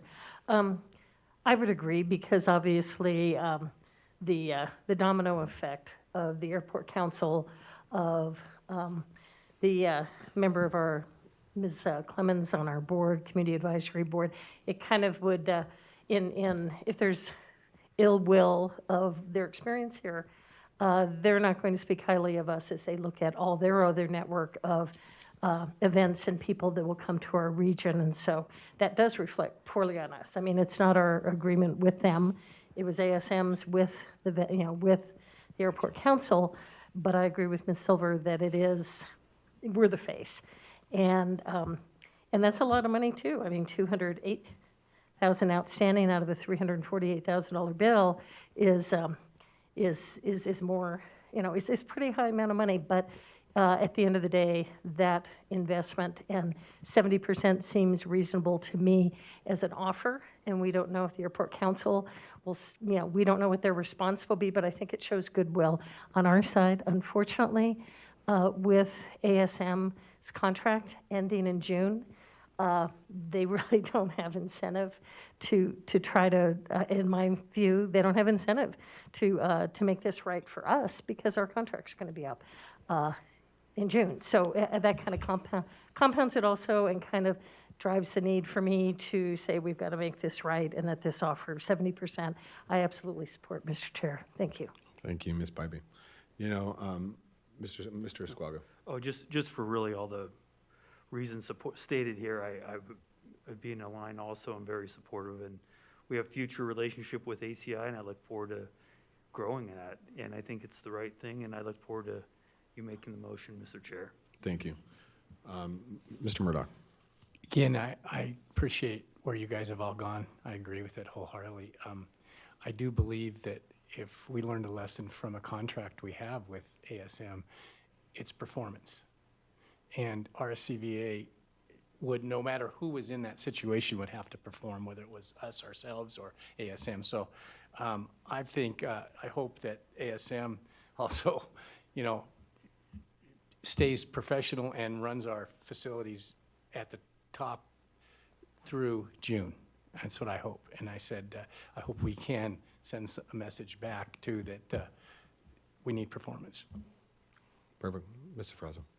Just, Ben, if you could, for the record, and I know that we are doing this is an act of good faith, I just want to make sure it's on the record that we're not legally responsible, but I am supportive of the motion to do this. Correct. I would agree with that. The RCVA has no obligation here. We could simply say we're not a part of this and ASM go collect your bill, but we are affirmatively, for all the reasons discussed, considering action here. Thank you. Mr. Kennedy, would you like to clean things up a little bit for us? Sure. Thank you, Mr. Chair. So I just want to make clear for the record, so we're agendized here to potentially approve a payment or equivalent to ASM. I see that if the board wants to contribute here, there are two options, and Ms. Jager touched on it, but I just want to make clear for the record. The RCVA could affirmatively make a payment to ASM on behalf of the client, so we could cut a check to ASM to cover this. Our other equivalent option is to direct ASM to write off a portion of this bill, which would become a loss on ASM's financials, which roll up into the RSCVA financials, and at the end of the day, the RSCVA would be obligated to cover. So I want to make sure that we're all clear, and Ms. Jager, I see you nodding your head. I want to make sure you agree with my explanation there. Yes, you're exactly correct. And I think to Mr. Kennedy's point, I think the reason we have, I think at least from the sentiment that's been shared here at the board, the purpose of moving towards asking ASM to write off the 70% of the remaining bill was so we would not have that secondary tabulation of the 6% total earned on the contract, which would be a double payment in sense of a bill that that we've paid for ourselves. So we do not want to be contributing to a 6% gross fee at the end of the year with our contract with ASM. So that is the kind of the incentive for us to move forward with a procedure of asking them to write off that 70%. Correct? Correct, Ms. Jager, is that correct? That is correct. All right. So at this time, if we, and roughly, just for give or take, based upon the rough number of 208,000, that 70% is roughly around $146,000 that this board is looking towards asking ASM to write off, just for a numerical understanding for those. and we'll put that on the record. So I'm going to move that we direct ASM Saver as an agent of the RSCVA to write off 70% of the outstanding invoice for Airport Council International, also known as ACI North America, and that would be my motion. Mr. Chair, Yes. on discussion, could we have the motion read up to 70%? Up to 70%, yes. Just because that'll give us some more flexibility in case Airport Council comes back but gave us that maximum, but the up to included in that language, and I would second the motion if we can make that change. I would go ahead, Mr. Kennedy. Sorry, just to interject. So we are, I'm afraid if we direct ASM to write off up to 70%, we are sort of giving them the leeway to write off less than 70%. So we want 70% written Or off. more. We will go to ACI and say, we've proposed to cover 70%, we propose you cover 30, and Charles can have that discussion. Was that your intent? No, my intent was more if, ACI said they don't need that full amount, but I see what you're saying, Mr. Kennedy, that if we say up to, that they might just say, oh, well, we'll write off 50%, or 50,000, not the 210. So yes, I can withdraw my amendment to that motion under the legal Yeah, and for advice. discussion, ASI, really, ACI, for the discussion, ACI is not participating in the discussion. This would be a discussion directly between RSCVA and ASM and Saver to address the outstanding. ACI has already submitted their payment and has made very clear that they are no longer negotiating that secondary piece. So this would be directly with RSCVA and ASM. Okay? All right, so I have a motion and a second further discussion. Ms. Safraza. Just to clarify, are we adding to give direction to our legal counsel to look at legal remedies as part of this motion? I'm going to put a hold on that for, it's not part of the motion, so but I'm going to not close this item yet, but I've got a motion and a second to move forward with the 70% as stated in the motion. So I'm going to call for that vote, and we'll come right back to that, Ms. Safraza. So I have a motion and a second. Do we have any public comment? Seeing no public comment, I'll call for the vote. All those in favor signify by saying aye. Aye. Aye. All those opposed? Motion carries unanimously. Now, Ms. Safraza, I'd like to entertain the discussion about potential legal remedies in regards to recouping or recovering costs for that. So if Yeah, you may. and I don't know if our agenda has been, but if, I think that any legal remedies we have with our service provider and their fulfillment of the contract, I'd like that explored by our legal team for any recourse that we have, because we expect a service. This has been not the first time that this has gone on, and I think our fiduciary responsibility as a board, we have to look at those different avenues. So I don't know if I'm saying that right, but. No, from what I'm needs to come gathering back. from what you're saying, Ms. Safraza, is that you're asking staff to go pursue, not pursue legal remedies, but to go explore potential legal remedies for any potential recovery of funds or any other non-compliance of our current agreement with ASM. Is that kind of what you're asking for, ma'am? That's correct, and I don't know if we're agendized for that, but. We are underneath this, you can. Okay, then Mr. I'd make Kennedy. a motion to that effect. Well, I would say, I don't know that we're agendized to take a motion, but I don't know that we need one. I have direction. I can take a look. I can Okay. report back to the board. Yeah. So I think Mr. Kennedy can take a look at that and bring that back at a future meeting for, if need be, or in a future legal meeting to discuss any kind of legal remedies. All right. Seeing no further discussion on this item, I'm going to close this item and move on. We're on to F4. Try to move a little bit. We're going to try to move quicker, folks. We're running a little bit behind. So F4, this is the process of selection for the RSCVA food service provider, and I'll turn this over to Mr. Harris. And actually, I'm going to have Mr. Larraguetta speak to this since he's heading it up. Mike? All right, Mr. Larraguetta. Thank you, Mike Larraguetta, for the record, Vice President of Sales. So as we started the process as an executive team in looking at the facilities transition platform, I was asked in early November to take the lead as it relates to the food service providers. So I engaged a few members of my staff, and from the time period of early November through basically the end of November, I reached out to numerous local and national food service providers to gauge their level of interest in potentially bidding on our food service for our 4 facilities. What I learned very quickly is that it's a very detailed, comprehensive process. That's obviously not my background or my knowledge, but we continued to move forward. We then made the decision to engage Bigelow Consultants, who is a consultant who is has expertise in the food service area. We actually contracted with them in 2012, the last time we went through the first food service bid process. Mr. Bigelow has been a tremendous asset. We contracted him for this project, and we have established some timelines. We had a meeting, a Zoom call as early as this week, and the RFP is pretty much been established. The goal is to have the RFP go out to all prospective bidders, and the list that was created, both local and national, next week. And then our goal is on February 16th to have an in-person mandatory meeting for all bidders who are interested in pursuing this opportunity of being our food service provider for our 4 facilities. The next due date after the February 16th date will be March 25th, which is when proposals are due. And then following those dates, the goal is to bring to the board our recommendations, or if the board makes the decision to establish a subcommittee and bring those to the subcommittee on how those bids look and what Mr. Bigelow recommends on us doing moving forward. Okay, thank you, Mr. Larragueta. I'm going to open this up to the board for discussion in regards to any questions they may have. Ms. Silver. I do have a comment.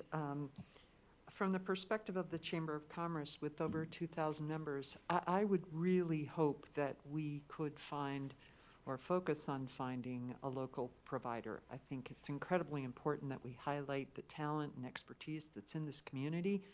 We've worked with a national company at this point, based thousands of miles away.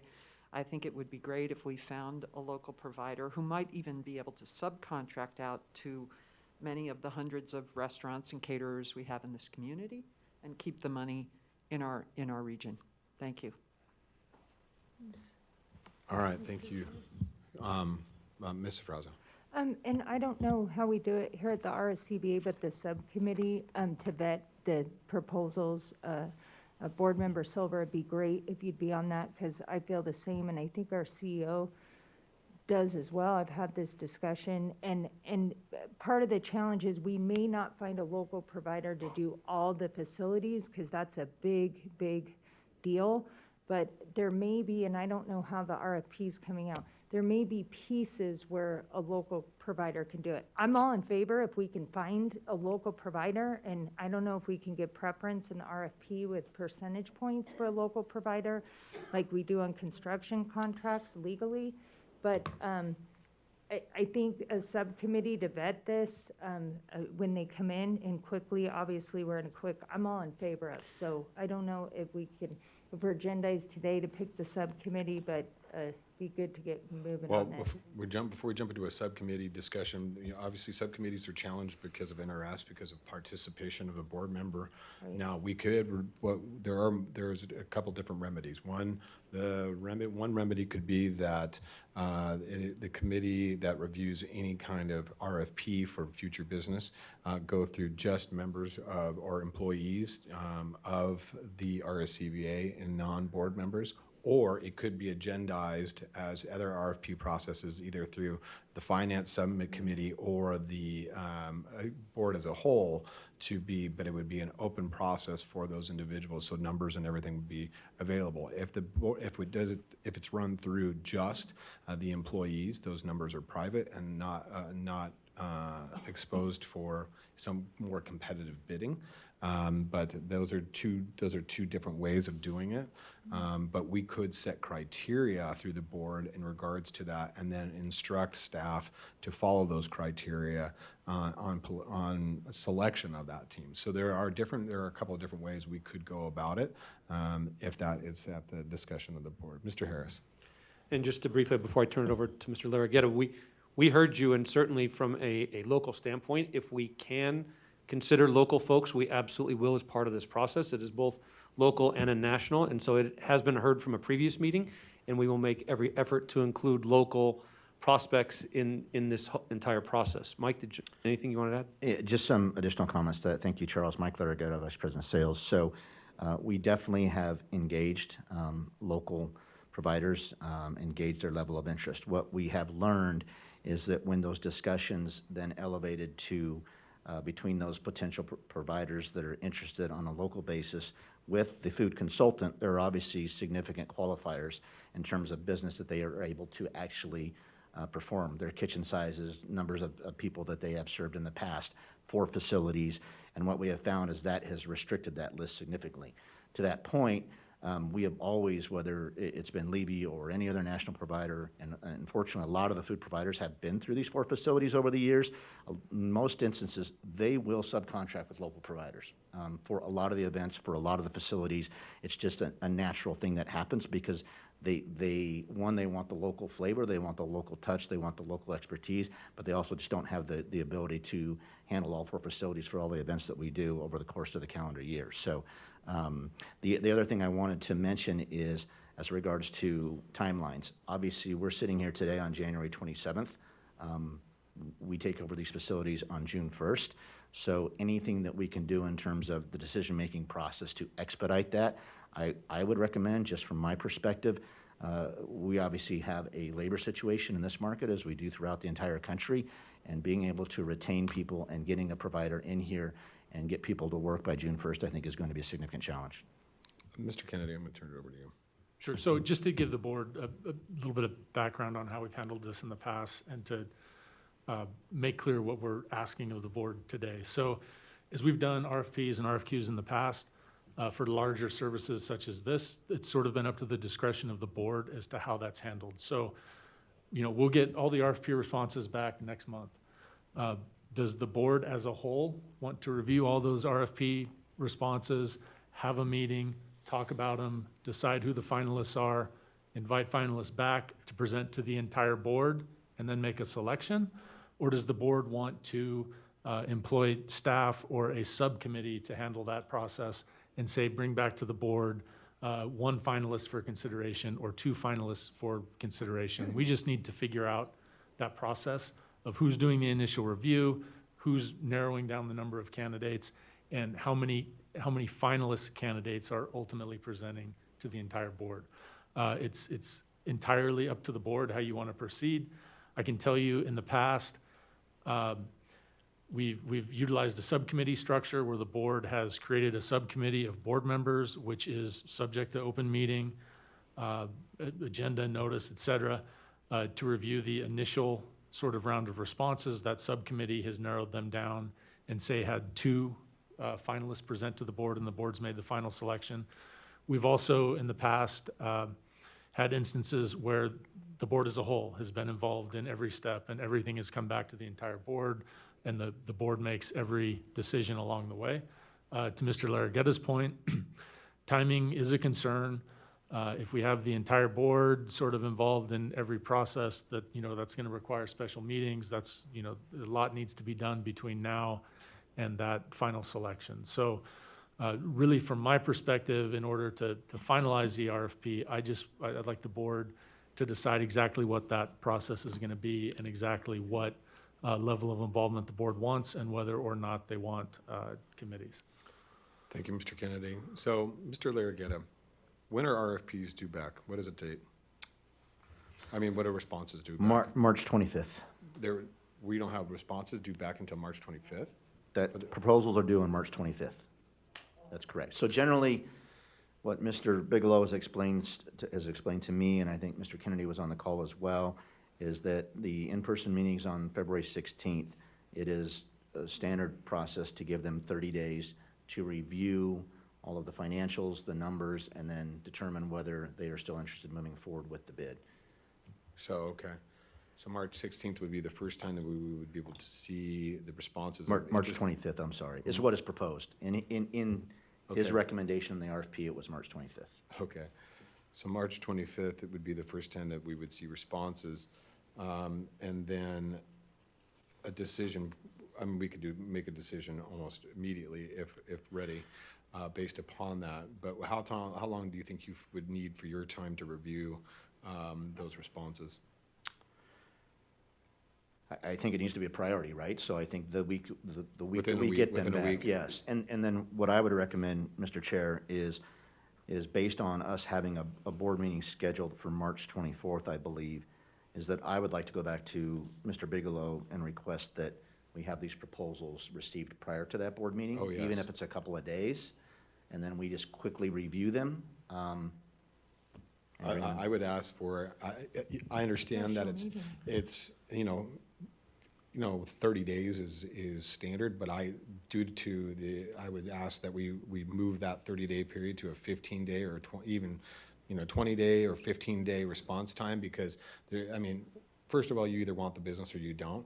And if you don't want the business, I don't want to wait 30 days for them. And then if they're really that busy that they can't respond within 15 days, I know I can get if I need to get something done, I can turn my staff around within 14 days, 2 business weeks of actually getting something turned back around from a visit. And they're going to have enough information and I want to make sure our staff, and I'm asking Saver and ASM to have those informations and that data available that day, not waiting for a request. But I would ask that staff have a packet ready for every information on financials, everything that they would possibly need to truly evaluate it from a financial and operations standpoint to make sure that they're ready to go forward with that. So I would be prepared for that visit more than we usually are and not wait for their requests. Yeah, so we have already provided Bigelow Consulting with all of the financial information. It will go out in the RFP. So the goal is to have the RFP completed by next week. We had a call earlier this week, and there's nominal areas within the RFP that just need some clarity, and most of it's, I think, on the legal side, Mr. Kennedy, which, to his point, can be quickly resolved and put into the RFP. So, and there was a few other items that required CEO approval, which I know Mr. Harris is making a priority as well. So, I agree. We will put this back on Mr. Bigelow to request that the time frame be shortened in the essence of time, and get the bids back prior to that board meeting. Yeah, and goes back to my concern is that we have that turnover coming the end of May. March responses, it allows for just 2 months of turnaround, and you can't ask a local provider or any provider to try to stand up an entire operation of that size in less than a month. ASM needed 6 months to do their stand-up process, and now we're asking even smaller or potential non-individuals that are non-local to do that in less than a month's time. That's frustrating to me. So I'm disappointed with that. I don't feel that that's adequate timing to get that done. So I would do whatever we can, Mr. Harris, to lean on Mr. Bigelow to get that RFP out sooner rather than later, and then a response time of no more than 15 days, because we just cannot wait till March 25th to get responses to try to make decisions. Right. And I agree with you. I think to your earlier comment about whether they want the business or don't, I just think that Mr. Bigelow is going off of experience of the time frame, as sometimes when, and he has mentioned in some of our previous communication, Right. is that by shortening that window, it may limit the number of bids we get back. And, to that point, I think that we also need to discuss that, even though we have had tremendous interest from both national and local companies in taking over our food service providers, there is always the risk that because of the amount of history and the food service providers that have been through this region and handled this project for our facilities before, that we have a contingency plan should we not receive any bids. Because we have business on the books, and it's a concern. If we do not get any bids, what is our contingency plan moving forward to make sure that we have the ability to service those groups and events? All right, I'm going to turn this over to the board for further discussion. Ms. Silver, I have you signed up first. Yeah, I'd like to make a comment. From a more organic perspective, I don't believe the board should be in the weeds on everything, and so I don't think every step of this process should come before us. But I do favor a subcommittee, because I feel so strongly that local providers should be able to step up and do a better job of hiring local individuals and putting money into our economy than what we've experienced with corporations 3,000 miles away who don't know the terrain, don't know the community. I mean, we at the Chamber facilitated Keola's hiring 20 out of 30 positions in one day. I have full faith and confidence in our community to respond to local providers who are looking for, looking with sustainable wages for people who want to work locally and perhaps full-time. And so I think, I mean, I would volunteer to be on a subcommittee. I have to admit, I wasn't even aware of this RFP process. I hope that many of our members have submitted or will submit proposals. But having been in the food service business, having worked for SSP, you know, I'm very familiar with the fact that you can be a large corporation and say, well, we'll subcontract out. But if you don't know the community, you don't know the key players, you don't know what's going on, that we'd be better off taking a look at some of the providers. And to Ms. Ferrazza's point, the facilities could be split up so that, you know, we're not doing something every single day in every single facility, and we could find a few providers who could handle 1 or 2 or 3 facilities. But I think we owe ourselves that review. And once again, I don't think the board needs to get in the weeds here, but if there was a subcommittee, I'd love to be on it, and I'd love to look locally. Mr. Squaga, I had you send in next. You know, I just, I'm sensitive to the timeline issue very much. I think I lean much more towards a staff subcommittee for the sake of just being a little more nimble on this. I'm very concerned that we're getting, this is a pretty massive undertaking. And on one end, I'm with Ann in the sense of I agree, I would love to see something come out of it locally. I still wouldn't want to lock us in that that's the only option, because I think we want to be able to be flexible. If the options aren't there to be covered locally, I think we'd have to be able to maneuver. You know, this is an opportunity too. I think this also creates an opportunity. There might be a hybrid of some local entities that come together because what worries me is this is a challenge. Our business level, the pipeline is not so steady. I know from what it takes, and I know Rick and Shannon's on the line, but that banquet catering aspect is key, and it's key for servicing these groups, to have that consistent product and be able to be, you know, on one end, you have to do the basics, which I think we could get definitely covered. On the other end, there's some groups that are really going to demand a certain level. So I'm much more leaning towards, if we could put this more to a subcommittee and staff, I trust the staff of what they know what we were looking for. I worry from a board standpoint that, boy, that timeline, that clock's ticking. And I like your idea, Bob, of how do we tighten up this RFP piece. But I'd be much more inclined to lean towards some type of subcommittee staff recommendation. And then if we need to be available as a board to come together for this is a pretty critical move and a challenging handoff. But Thank you, Mr. Squaga. Councilwoman Bybee. Thank you, Mr. Chair. I agree with Mr. Squaga, and I really was leaning towards a staff subcommittee. Can we put it before the finance subcommittee? This is a financial issue, and it's what our finance subcommittee is. I mean, my understanding is that's fairly broad, and this is probably the biggest financial decision we're going to be making right now, other than the normal budget. Can we put it on a committee that's already in existence? And I definitely think bring that back to the board, because once again, we're a policy board. You know, we're not an operations board, and I trust Mr. Harrison, I trust staff to do all the daily operation, and there's a lot of things here that the board needs to be apprised of and updated on, but not things that are our operation is not what we are here for. We're here to set policy and to do budget, and so by this subcommittee, working with staff to go through the RFPs to bring back to the board, so the board's aware of it, I think is more time sensitive. I think we can move more quickly, more efficiently, and kind of more in line with what this board should be doing. Thank you. Thank you, Councilwoman. Mr. Murdoch.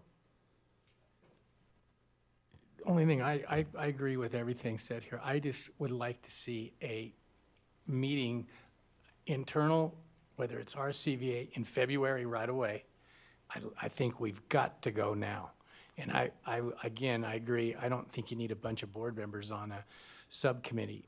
You could always call us for ideas, or if you're going to the meeting, we'll throw in what we know just from expertise. But other than that, should be Charles, Mike, the team. You guys go get it. Let's go. Next week. Thank you, Mr. Murdoch. Ms. Frezza. Question for Ben, because I actually support someone from the board being on. We do it at the airport. It's very efficient. We have one member and it's not agendized that sits through, and then it comes back to the body as a whole. Is that an option for us? Because I have no problem with board member Silver. I mean, we all have different expertise on this board. It has to come back to us. So I have no problem with a board member sitting in on that process and giving their feedback and expertise. We do that quite frequently. So I don't know if that's an option where it doesn't have to go through, because ultimately it has to come back here for a vote regardless of what we do, because I do think the local aspect is important. But secondly, I don't think it's getting in the weeds. I don't understand why we've waited so long to go out with this RFP when we made this decision last year. We're cutting this to the wire, and that's why I asked for this agenda item to be on today. That's why I'm asking about the staff, the urgency of the plan for the transformation of the facilities, because as a board member, I want to make sure that we are ready to go on taking these facilities. So now we're getting kind of down at the wire here. So. But I don't have a problem with a board member. We're all here. We all have various expertise. If that's an option, I'm personally supportive of that. Thank you, Ms. Frezza. Mr. Kennedy. So, well, I think you can have as Mr. Murdoch said, I mean, Charles can reach out to any board member and get input. My read on the AG opinions and the open meeting law is that if you have a formal committee that's going to make a recommendation to the board that has any board members on it, then it's subject to being an open meeting law committee. I think, if we look at our timeline here, so if we have a meeting, March 24th, I believe is our March meeting. If you had the RFP responses due the week before, say March 17th, with a committee with our agenda notice requirements, I think it's going to be difficult for a committee to get proposals on the 17th, have a meeting, have a recommendation that's ready to be agendized to the board for the meeting on the 24th, and give everybody enough time to review and go over and still meet those agenda posting deadlines. Yeah, the timeline's too tight. So I think if you really want some options to be presented to the board on the March 24th meeting, I think my recommendation would be to defer to Charles and his staff to review the RFP responses and be ready at the meeting on the 24th to bring a recommendation to the board.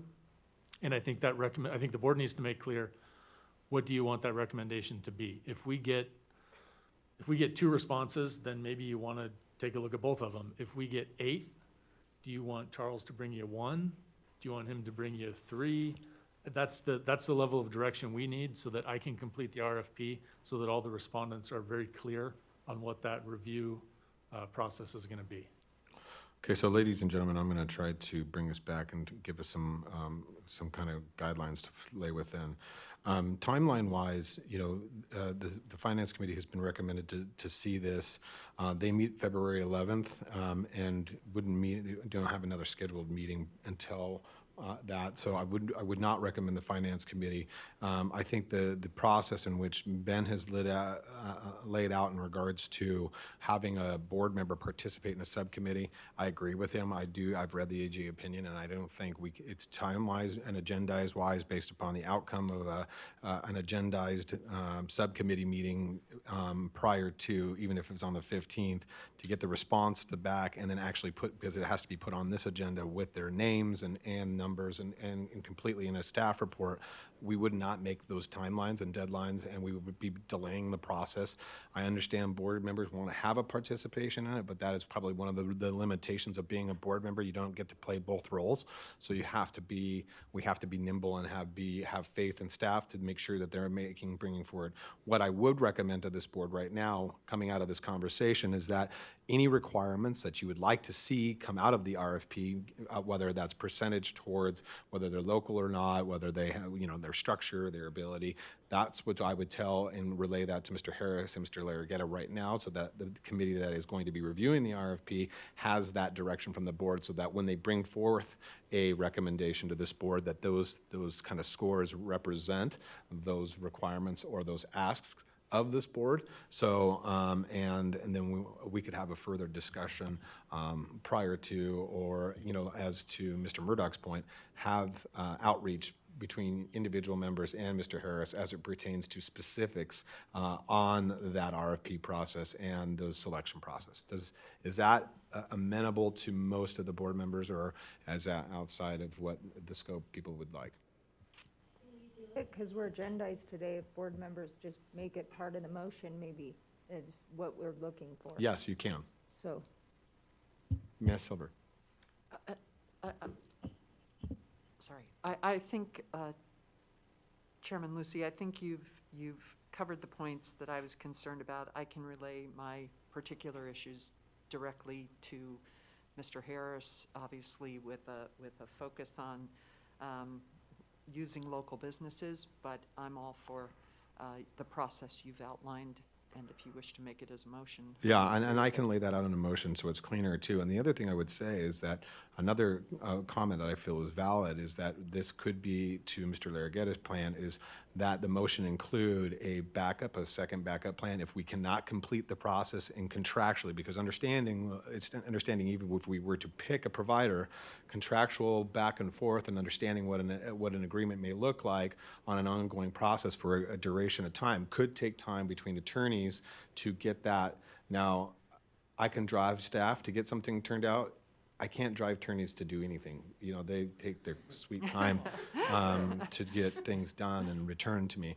And so that I have a worry about in regards to looking at contractual obligations post that. So I would like to see a secondary plan as well in place, looking at local providers and potentially breaking it up into individual properties as it pertains to events, so that if we need to fulfill business on an ongoing basis, whether it's a long-term agreement or a short-term contract, something we can look at. So in a motion, what I would say, I will make the motion that we move forward with recommendations being reviewed by an employee, RSCVA employee subcommittee to evaluate any respondents. I would ask that responses come sooner in mid-March and on a shorter time period on the RFP process, that the RFP process do not take 30 days, but a shorter piece of time, that those responses come back immediately to this board as an entire whole. I would ask that the team, the subcommittee, reach out to board members in that motion and ask for what would we want to say, potential qualifications of a respondent for the RFP that would give value to that, and that contractually those requirements are met.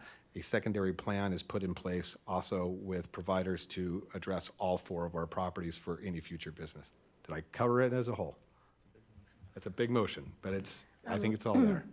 Mr. Chair, Yes, Ms. Pivey.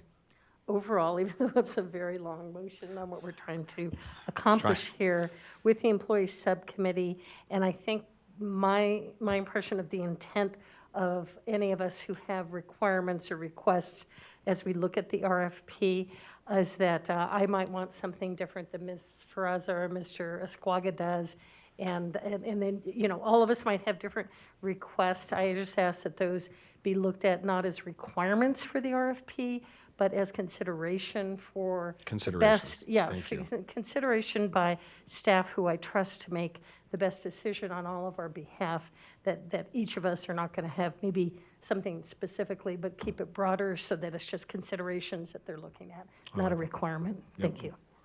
Considerations that was probably the best term I was looking for. All right, any further discussion on that?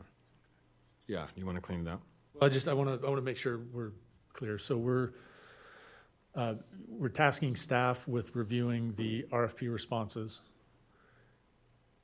At the March 24th board meeting, are you asking that all of the responses be brought to the board, or is the staff narrowing them down and bringing its top 2 or 3? That'd be my direction, that they narrow them down to the top 2 or 3. Okay. For consideration. Do you want us to present who we believe, or just present the top 2 or 3 and have the board decide? Present the top 2 or 3 and have the board decide. Sorry, so more questions. So And I try to already make the motion long enough. What else do you want? So Mr. Harris comes back and says, I reviewed with staff, and here are the top 2 or 3 that I think should be considered. Yeah. Will the board decide off of the RFPs, or will the board want those 2 or 3 to come at a special meeting and present, and the decision will be made at that special meeting? Let's take a shot at the motion right now, and let's have that discussion in a second. Let's not add that to this motion yet. But we may, Mr. Chair, because just based on what we've experienced here, it wouldn't be a bad idea to have them present to the board the top 2 or 3, so we can make a We have to decision. notify them and put them all on the agenda for that meeting. I'm just working backwards in my head. Okay, go ahead, Mike. Can't we put that in the RFP? No, there's too many. I was just going to add a comment to that, to your point, Mr. Chair, is from the process of them being here in person on the 16th, then preparing their bids, submitting them by the 17th, or if not an earlier date, and then requesting them to, then we are determining between the 17th and the 24th who we recommend as the top 2 and 3, asking them to then come here within a week to present. It's just a really, really tight turn. All possible, it's just, again, my concern is restricting those that truly bid because of the timeline process. I think the intent, what we're trying to accomplish, try to get out of the board today too, and I based upon Mr. Larraga's point, is that when the RFPs are presented during the board meeting in March, do we want to try to make a decision? Because having them try to present or are we just going to look at the RFPs and then make it, are we making a recommendation to staff to go and bring them back a proposal? Because the RFP is just going to be a proposal, but not a contractual obligation. So the board is going to have to vote on a contractual obligation once a selection was made, and we'll have to ratify the contract. We're not going to ratify the contract at the March board meeting. We're only going to be looking at the proposals. So I think to Mr. Larraga's point, to have them try to do a proposal and then come back and then present to the board as a whole saying why they should be selected is pretty difficult and challenging, and then once again limits the process because of it is a public open process where numbers and different things will be displayed. So I want the board to take that into consideration when making this decision. Because you're not going to be selecting, Ms. Keel. Yeah, may I suggest that could the presentations not be done to staff, and then so then we don't have to deal with the public meetings, and then staff can put together a summary of the 2, and we can then decide at that time, but they can get into the nitty-gritty of the presentations with staff only and not us. And they're going to do those presentations with staff when they submit their proposal to, and so that is already scheduled, Ms. Keel, for staff to do those when they review the RFP and when they do the site visit. So then do we really need them to present again to us? No, we don't. If staff can give us all the information? No, we don't, and that would be, it's only at the discretion of the board if we wanted to, and we've done that, as Mr. Kennedy pointed out, we've done that in the past, but we have and have not done that in the past. We've allowed certain contracts to go through without having them present, and others, so it's different. So, I mean, we've done it pretty about every different way. Is there any direction? Ms. Silver, you have your mic on. Do you? I'm terribly sorry. No, it's okay. Thank Ms. Bybee? you, Mr. Chair. We are in just too tight of, the timeline is just too tight. And I think if they're making presentations to that subcommittee, to Mr. Larragetta, Mr. Harris, and that subcommittee gets the full vetting of the presentations, choose the top 2 or 3 that I trust what they're presenting to us, are the top proposals that we should consider, and that by the RFP that we are presented with information for the board at our March meeting is enough for me. I don't feel like I need to have them here, and the timeline just keeps getting pushed back and the clock is tighter.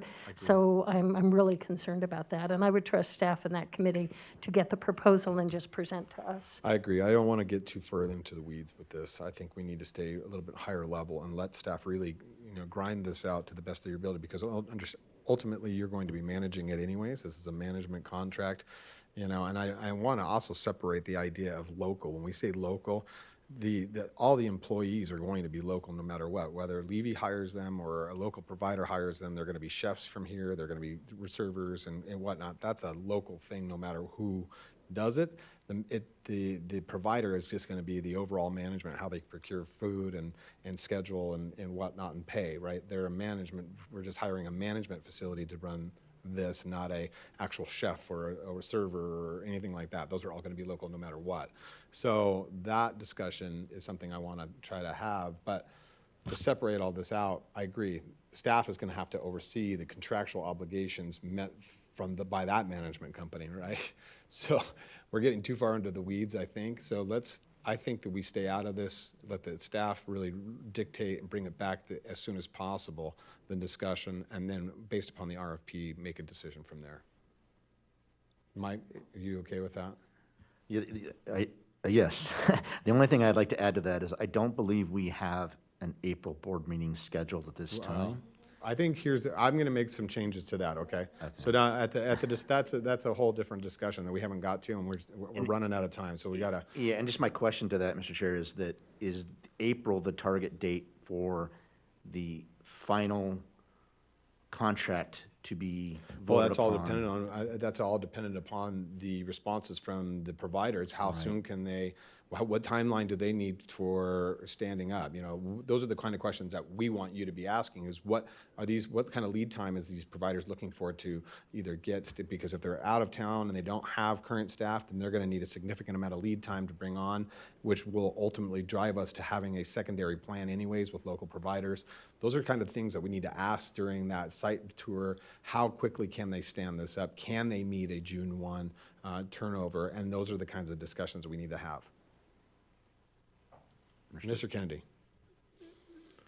Just so I'm clear, because I'm going to be the one that has to write it into the RFP. So what we're saying is we want responses to the RFPs back March 17th. Those will be reviewed by Mr. Harris and his staff. They'll interact, discuss with the respondents to the extent they feel necessary. If they want to bring them out for a presentation, they'll do that. At some point in, I would say probably early April, there will be a special meeting where Mr. Harris will say, I reviewed them, here are the 2 or 3 top candidates, and then the board will make a selection without presentations at that meeting. Yes. That's my understanding. Can I ask one question? Can we potentially move that date earlier than March 17th if we deem it and we shorten that window with Bigelow? I would say the board could give direction to Mr. Larragetta to do that to the extent reasonably possible. The feedback we've gotten from the consultant is if that time frame is too short, you're not going to get any responses. And we don't have the site visit until when? February 16th. And the reason for that is open meeting law, or the fact that we had to play fair, and we had to get everybody here at once instead of doing it on one-off. So we're trying to coordinate everybody at once to be here. Right. Yes, Mr. Murdoch. Thanks, Mr. Chair.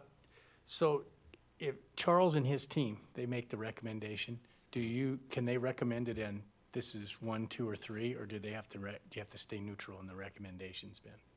No, I think you can ask them to make a recommendation. I'm just thinking logistically, if he says, here's our top 3, just making sure that the board is comfortable saying, okay, we'll review just the paperwork. We're not going to have any presentations. We're just going to review the submittals based on your recommendation. The board's going to make a selection at that Mr. Murdoch, point. my understanding is that Mr. Larragette and Mr. Harris will bring back just a very, they meet the qualifications. This is based upon the discussion and the direction that has been given by the board, that these individuals meet the qualifications, they have certain advantages, disadvantages, whatnot, then provide it to the board for a discussion based upon the responses that these 3 or 2 or 1, whatever, meet the qualifications, meet what the board is looking for, can fulfill the obligations of the agreement, and then move it forward. And I think Mr. Larragette and Mr. Harris are probably best suited to do that anyways. And I think they will bring this back an unbiased decision, and then at this point, have this board discuss that and have it clarified for everybody's understanding. Okay? Good? Are we all good? Nods? All right. Okay. That was a tough one. All right. So do you have your understanding, you have your direction, and you think it's pretty clear for you, or no, as MUD? Yeah, I mean, do you want me to try to propose a motion? Yeah, tying why all don't that? you take a swing at it? Okay, so I think the motion is to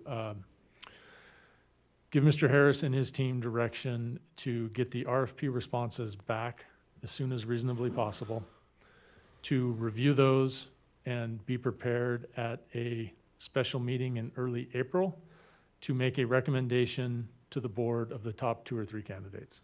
Perfect. I will support that motion. Do I have a second? I have a second from Mr. Murdoch. I have a motion and a second. Any further discussion? All in favor could signify by saying aye. Aye. Aye. All those opposed? Motion carries unanimously with all the members voting. All right, thank you with that, Mr. All right. Mr. Harris, we're on to item F5. If Rick and Chad can push back to the other computer so I can go through, I'm going to go through just a few slides here to provide history on special events. We'll get this further up for discussion. Thank you, Rick, coming through. So the item that we have now is under special events. It's not for action to provide history. Some of this has been already discussed with individual board members during pre-meetings.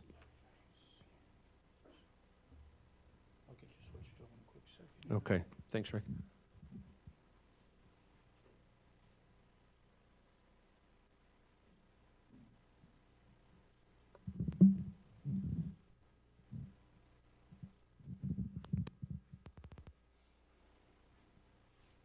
Okay, special event partnership funding, an overview of it. So special events, here's the targets of why we do special events and what goes forward. First of all, generate room nights, increase destination awareness, to improve economic impact for the destination, to provide community support, and certainly to extend our brand. And we have Tasha here from our special events team who's happy to talk if we need to. The goals of the program when it comes to all of our special events, first of all, we want to help our events achieve goals that they would otherwise not be able to accomplish. We want to encourage out-of-market visitation to the destination. We want to provide funding from the marketing budget that requires events that can use that to be able to succeed like they haven't before. History of the program. So history of the program, when it comes to special events, it was established in 2007, and we, to date, have awarded more than $4.6 million in cash towards those programs. We pivoted from sponsorship to, pivoted to sponsorship from grants to allow accountability in and around the special events. And in 2017, we moved it to $500,000 annually that we support these special events. We moved to a fiscal year rather than a calendar year to align with the Reno Tahoe budget. So, program timeline. This kind of shows you where we are in the funding scale. Again, we launched in 2007. In 2012, we had $197,000 annually towards special events. In 15, it was increased to $250,000. In 17, we increased it to $500,000. That is currently where we sit on an annual basis, and we fund that. So, These are the number of special events that have applied for funding by year going through. In 2008, we started with 21 events. Upwards of all the way through 2021, we had 29 events that applied for funding. Currently in 2022, we just closed the funding possibilities. We, I believe, had 34 different events that applied for special event funding. 2 of those were brand new events, and a handful of those had not applied for funding in the past.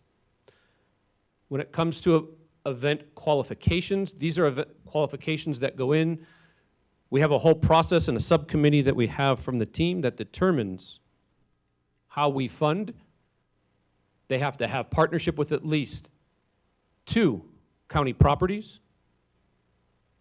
We cannot fund more than 25% of the budget. The event absolutely has to take place annually. The funding request is equivalent marketing initiatives. And a post-event report is also required to ensure that all the requirements were met. So evaluation considerations. Certainly room nights is part of that. What we don't require today is that we do not verify. They give us the best estimate when it comes to special events, funding needs and how the organization plans to use it, the reach and how far they reach, and the branding alignment. Does it help us further our brand? In 2023, this is an overview currently where we are. The cycle that just closed on January 13th would fund all special events that are approved for 22 and 23 fiscal year. We will meet with a subcommittee made up of RSCVA employees in the middle of February.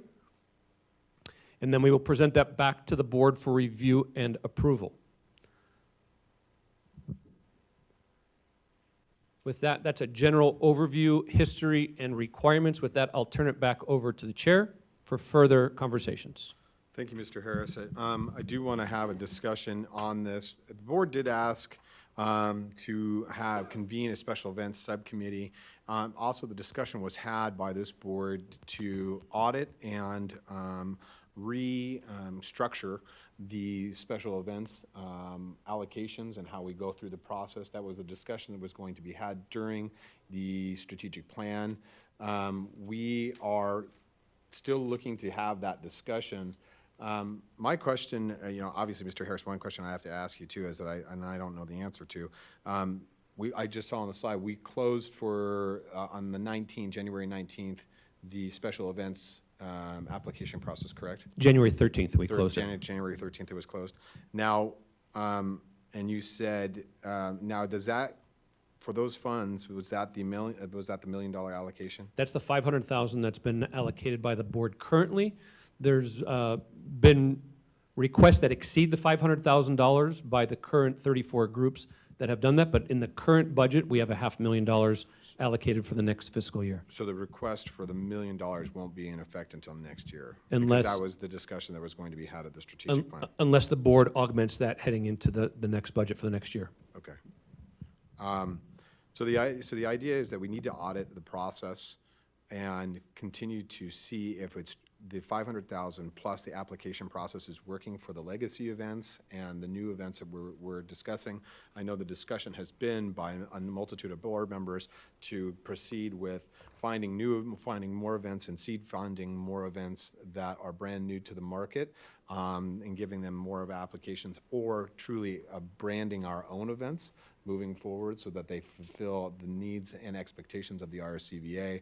Those discussions are supposed to have at the strategic plan, and will be had at the strategic planning session.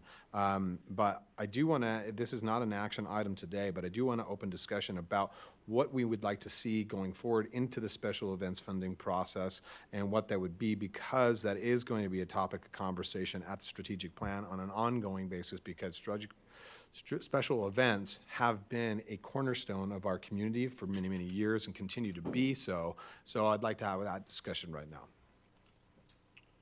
Briefly. Ms. Safraza. Yeah, I'm sorry, I have a real problem with this because we asked back in November for a special events committee. We asked for the special events funding to go to 500 to $1 million. I asked our CEO to send me the information. We have $1 million in requests for this year.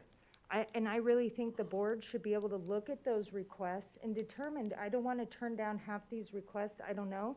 Some of them are worthy. I don't know how we got the information out there on the special events. There's things like the Reno Rodeo is not even on here. Are we not funding them this year?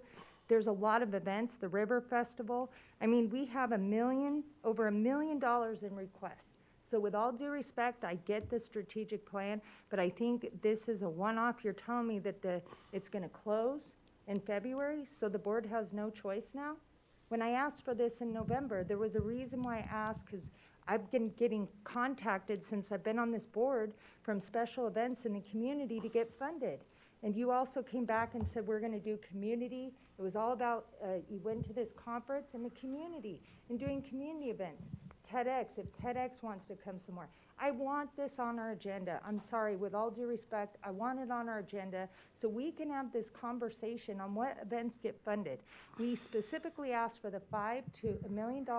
I'm not opposed to talking about this at the strategic plan, but I'm sorry, this is something this board has been looking at and asking for, and I'm very disappointed that I want this to come back for this funding. It should be a board decision if these events get funded or not. I mean, we have over $1 million in requests. So I guess a question for staff too, did the Reno Rodeo not apply? Did the River Fest not apply? I don't see them in this memo you sent me, Charles. Yeah, Tasha, can we, she's coming to the. Of course. Hi, this is Tasha Holloway, Events and Digital Marketing Manager, for the record. Yes, absolutely. Reno Rodeo, Hot August Nights, all of our legacy events are aware of this when it's happening. We did have the Reno Rodeo apply last year and discuss with them. They actually get a huge value in their facilities while they're here. So the program that we currently have, it wouldn't make sense for them to go through that versus what they're getting through our facilities. So we are assisting a lot of these legacy events in other ways. That being said, Should get that information. That's something we should look at, is what's in kind, if there's an in-kind sponsorship with facilities, and what's an actual cash contribution, because that doesn't spell it out in here. That's why we need to see this information. And Mr. Frezza, I think that's one of the things that we want to make sure that, because you're right, this has not been a very clear process and it hasn't been identified. And I think that's because of a lack of truly auditing the process, because there has been some significant changes, one in funding, two in participation in new events and changes in events, especially coming out of the pandemic. So I think it's time to audit the process.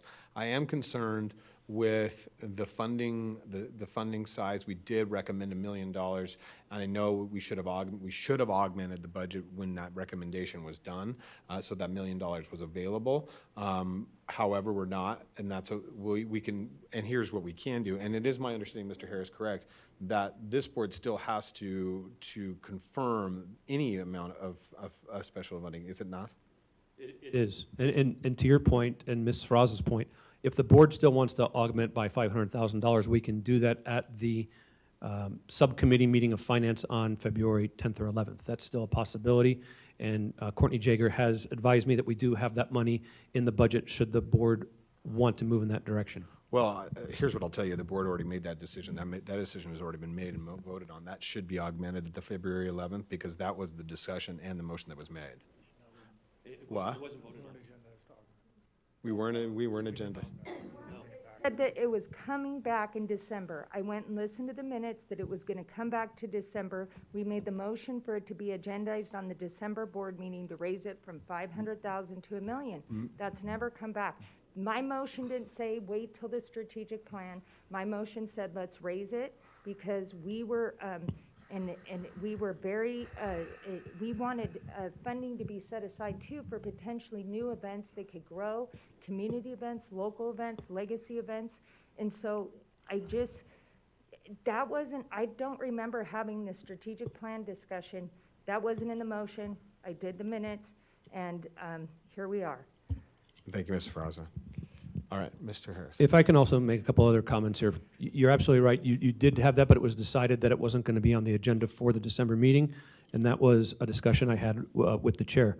The process that the chair is talking about absolutely has to take place for us to update what we're doing around special events. And I'll give a couple things. First of all, we do not require and we don't audit any special event to come through and to confirm how many room nights they have. We don't talk about if they roll off of funding after X amount of years. We don't talk about if they have to give community impact as part of what they do. So to the chair's point, we need to audit what has happened and how to improve that process moving forward so that we can update how we fund and how it's structured and those amounts.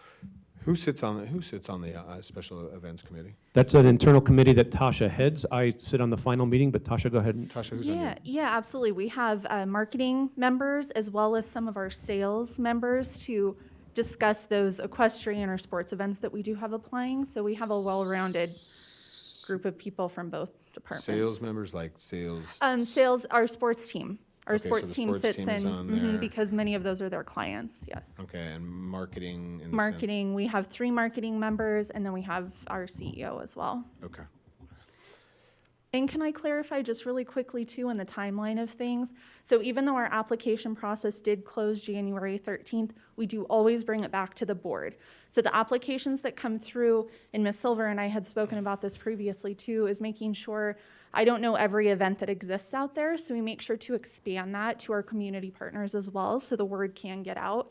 Once they do apply, we sit down as a panel internally, discuss things, and when we do talk about these events asking for over $1 million, say, we have a $500,000 budget, we are looking at how are they using the funding. Just because they're asking, of course, we need to do our due diligence to make sure that we're giving them funding that makes sense for us, ROI, and also at the same time, if we have events that are asking for the same thing year after year, are they growing? So there's a lot of things we take into consideration.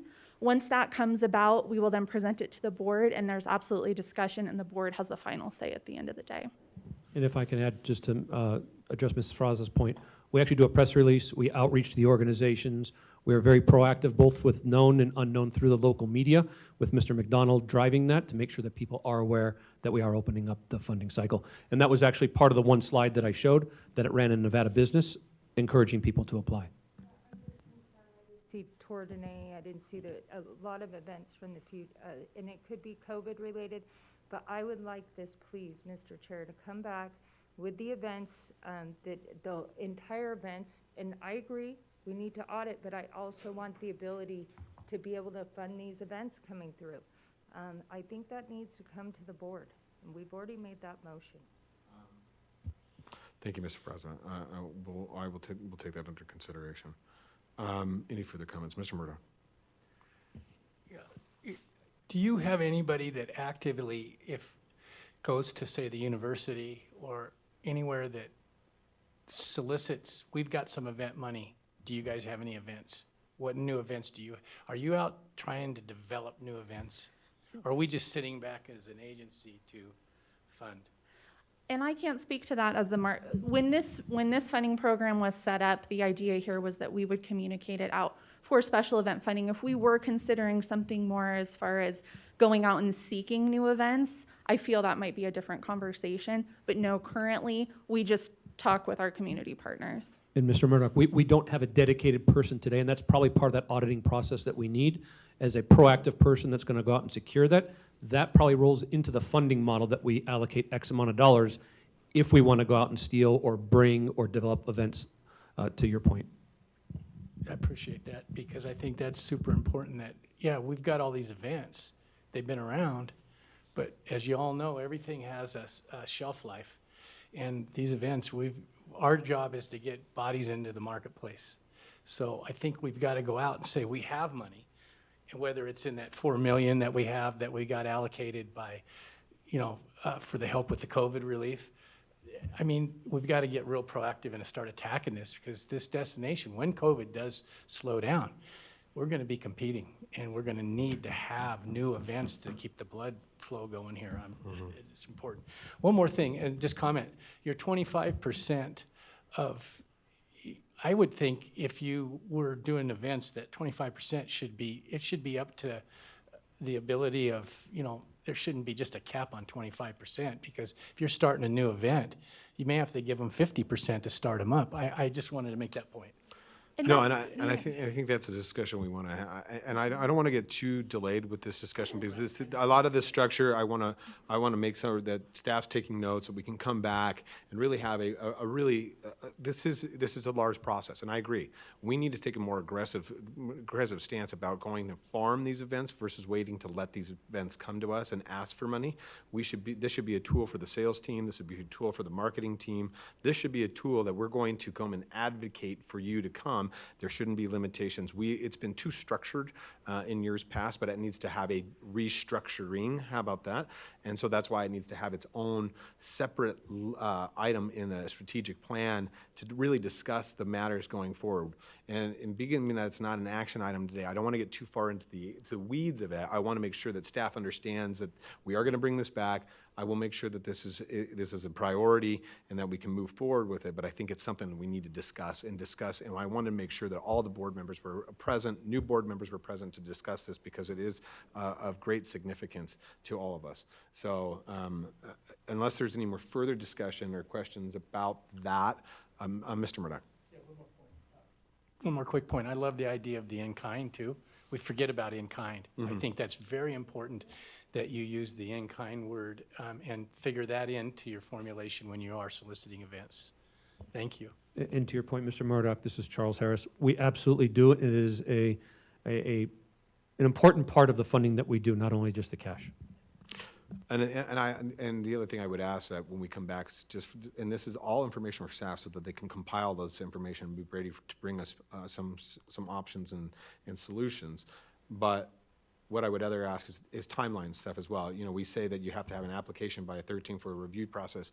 This should be a committee that always is able to meet at any time, because just because it meets a 1 year they miss a dead year long, that timeline could delay or push somebody somewhere else. This should be able to be convened at any time to review documents and move forward. So I would like to move forward with that discussion as well, is that if this committee is of construct, that there isn't this deadline timeline. So look at that and see how you could do that if it's a quarterly meeting, but I'd like a recommendation from staff about how you could potentially do that on a more frequent timeline. Absolutely, and I think this year especially, as Charles had mentioned, we moved it from a calendar year to a fiscal year.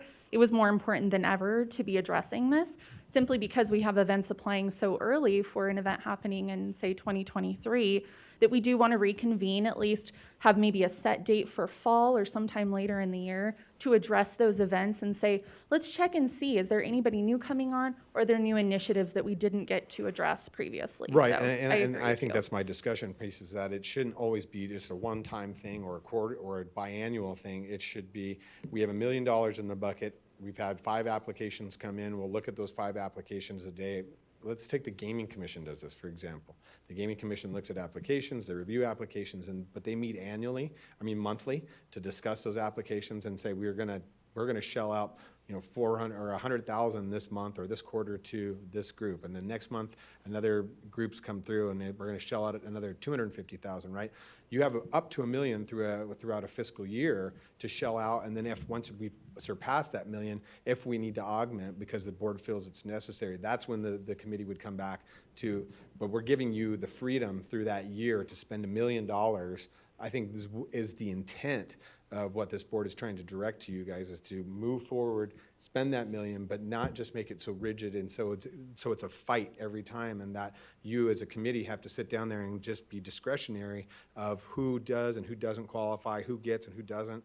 It's as events come in, because my event planning schedule does not maybe align with Ann Silver's event planning schedule or Ms. Safraza's. It's always different. And that we need to be, to what Mr. Esquaga pointed out earlier, we need to be flexible and dynamic in how we approach things, not as static as we've been in years past. Mr. Harris. Very briefly, the fact that we've done it on an annual basis, what we did in my first year here is that we did put aside 10% for opportunities. Part of that audit process, Mr. Chair, is either we have to change that to make it rolling, that we fund it on a rolling basis, or we put more than 10% away for opportunities that come up during the year to be able to fund those events. So we will examine that and come back to the board. Yeah, I think so. I think you've got a lot of direction. Mr. Esquaga, I see you. Yeah, and I don't want to, I think we've probably vetted this out, but just historically, because I remember sitting on this group, even how we allocate, it's very similar, right? It's evolved a little bit, but I do think one of the reasons we've set that annual kind of deadline is you've got that pie, right? And that pie can only be just, you've got a cap of what you're distributing. What's tough on that rolling, and I like the idea of, I almost look at it two different things, and Rick brought this. I almost think you have kind of your servicing fund, which is that annual, and then there's that prospecting, you know, what are we targeting to go after and get? And the reason why I say, where I see that deadline really being key on a kind of an annual basis is, if you're doing rolling and you just have a home run of an event, let's say 6 months into it, you may have already allocated too much money. The beauty of sitting down with one, and actually more, Tasha, you might be able to speak to this, you have a finite number of dollars and a finite number of events that you're working with. There's really almost another pot we need to create, I think, to Rick's point of, okay, how are we going after these, or these one-offs that land in our lap? If they know that we've got funds, maybe it's a new convention, or maybe it's a sporting event. But anyway, I think, I see why we were on an annual, because you don't want to overcommit. Well, and I think that's the reason we want to, and Mr. Squaga, thank you for your comments. I think that's one of the reasons we want to bring it back to it, because I think it's more complex now. And I think this board has shown and its desire to move heavily forward in this where we have never moved before and really expand it. And it might be well beyond $1 million anyways in regards to special events. This might be creation of an entire new business development, not sales, but a business development, so to speak, type of department or avenue in regards to going and procuring, co-branded events or anything of that nature. And so I think that's really what we want to do, is to expand the brand, kind of a brand development versus just a special events funding. I think it started as a special events funding, but it's more of a brand development. So this could be more or less based upon that level of involvement. And so I think, and I want to apologize to Ms. Safrazo. I know her commitment to moving this forward quickly, and I've delayed this based upon that complexity of it. And feel that it needs to be addressed sooner rather than later. And so I think this is why I want to try to focus on bringing back a strategic plan and a strategic meeting sooner rather than later. Now that we have a full board compiled of individuals, we've seated you, Mr. Squaga, today, and can move forward with that discussion in its entirety going forward. So any other comments or discussions on this prior to, this is just for information. Thank you, Mr. Harris. Tasha, thank you again for the information, and we look forward to that more robust conversation in the near future. Thank you. All right, we're going to move on to, we're running really behind here, folks. F6, this is going to be a discussion regarding the strategic marketing plan. Mr. Harris, I'll let you take this off, please, sir. Since we did not finish the presentation in the last meeting, the chair has asked me to put this on the agenda to really get feedback from the board of what you want to see in that strategic plan. I know that we have to bring those consultants back and finish that, but I want to turn it back over to the chair to really talk about board needs or direction when it comes to that plan. Thank you, Mr. Harris. So my request is that we sit today and decide we need to have, as evidently appears in previous discussions today in the agenda, to have a strategic plan meeting in February to discuss a multitude of issues as we move forward. I would ask that it happen no later than the end of February, the third or fourth week of February, and allocate a full day off-site to discuss all things as it pertains to operations, marketing, sales, and future plans of the RSCVA. The discussion I want to have today with the board members, that why I delayed the process, I would want obviously the presentation from the consultants needs to be specifically curtailed to what this board would like to see in that strategic plan. I know that the consultants did confirm or interview with the board members and stakeholders prior to the December meeting.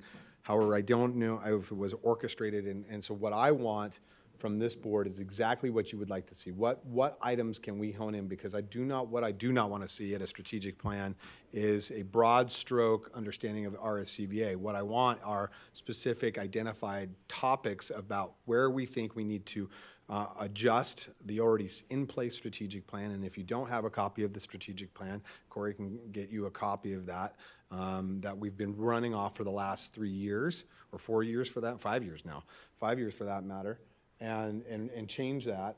So I need to know where we're going to go with that discussion versus a broad-based discussion, and then have that really be honed in so that we could have discussions such as special events funding, operations plan, those types of discussions in that February board meeting, and be very laser focused about an outcome and direction to staff so that that is accomplished at that meeting, so that it's not a broad base trying to fix every problem of the RSCVA, but really coming back to the specifics of that meeting. So I want to make sure that that is included.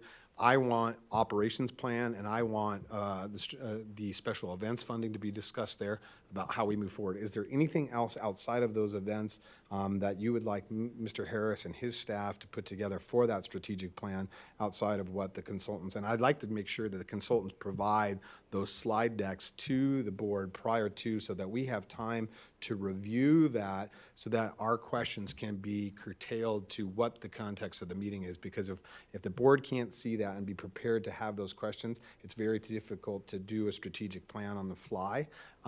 And so I would like to see that, as my staff did for me yesterday at the county and also RTC. I had those decks 2 weeks in advance prior to that, so that I can see those decks and make sure that I'm ready to answer. And then there'll be subsequent presentations from staff that will provide detail. But I would like decks from the presenters, whether that be staff or consultants, ahead of time, so that we can review those decks and have our questions ready for that. Is there any other discussion? Ms. Bybee? Yes, thank you, Mr. Chair. I agree. I think having those decks ahead of time would be great, but it's hard for me to, we hired some of the best strategic planners in the country to come in and interview stakeholders, interview the board, to put together a guidance for our strategic plan, and we only got half of that presentation. So I don't know what they weren't able to present. It's like, I can't ask or give direction right now, because I wanted to hear where their direction is, where their expertise is, where the guidance that they could give us, including all the community input. You know, we had community members who were there. We had Mayor Lawson, we had Mr. Farahi, we had a lot of other community members who are also part of that process. And I kind of feel I can't really give any input today, because I need to know, I want to hear from the experts we paid for what their recommendations are. And obviously, we might not go with every recommendation, but them coming in from the outside, and that's what they do for a living, to give us some guidance. And then we have the option as a board to decide, yeah, that sounds great, that's going to work for us. No, it's not. But I kind of feel, not knowing what that was, it's hard for me today to tell you where I want to go. I mean, there's a strategic plan is a strategic plan, and it incorporates, like all of us work in all of our organizations, with those core basics are not any different. But the direction of where we want to go right now, I need to see what the experts are telling us in order for me to give any direction or my opinion on what that is, because I don't know what they're going to tell us. Mr. Harris, can we get the presentation from the consultants to the board members ahead of the strategic plan, so that Ms. Bybee and other members that would like to know exactly their specific, and if they have questions specifically for the consultants, can we do that prior to? Absolutely. Okay. So does that help with you? Okay. Any other questions? Mr. Frost? Yeah, I would like to pick some dates now, so Corey's not trying to, I know that's very hard if dates were open. And I would like it so no one's rushed, so we have time to really dig into this document. And I do want to hear from the folks, and I'm sorry, it was at airport last time. But they did meet with all of us individually, so to get there, but also to be able to have it agendized so we can take action.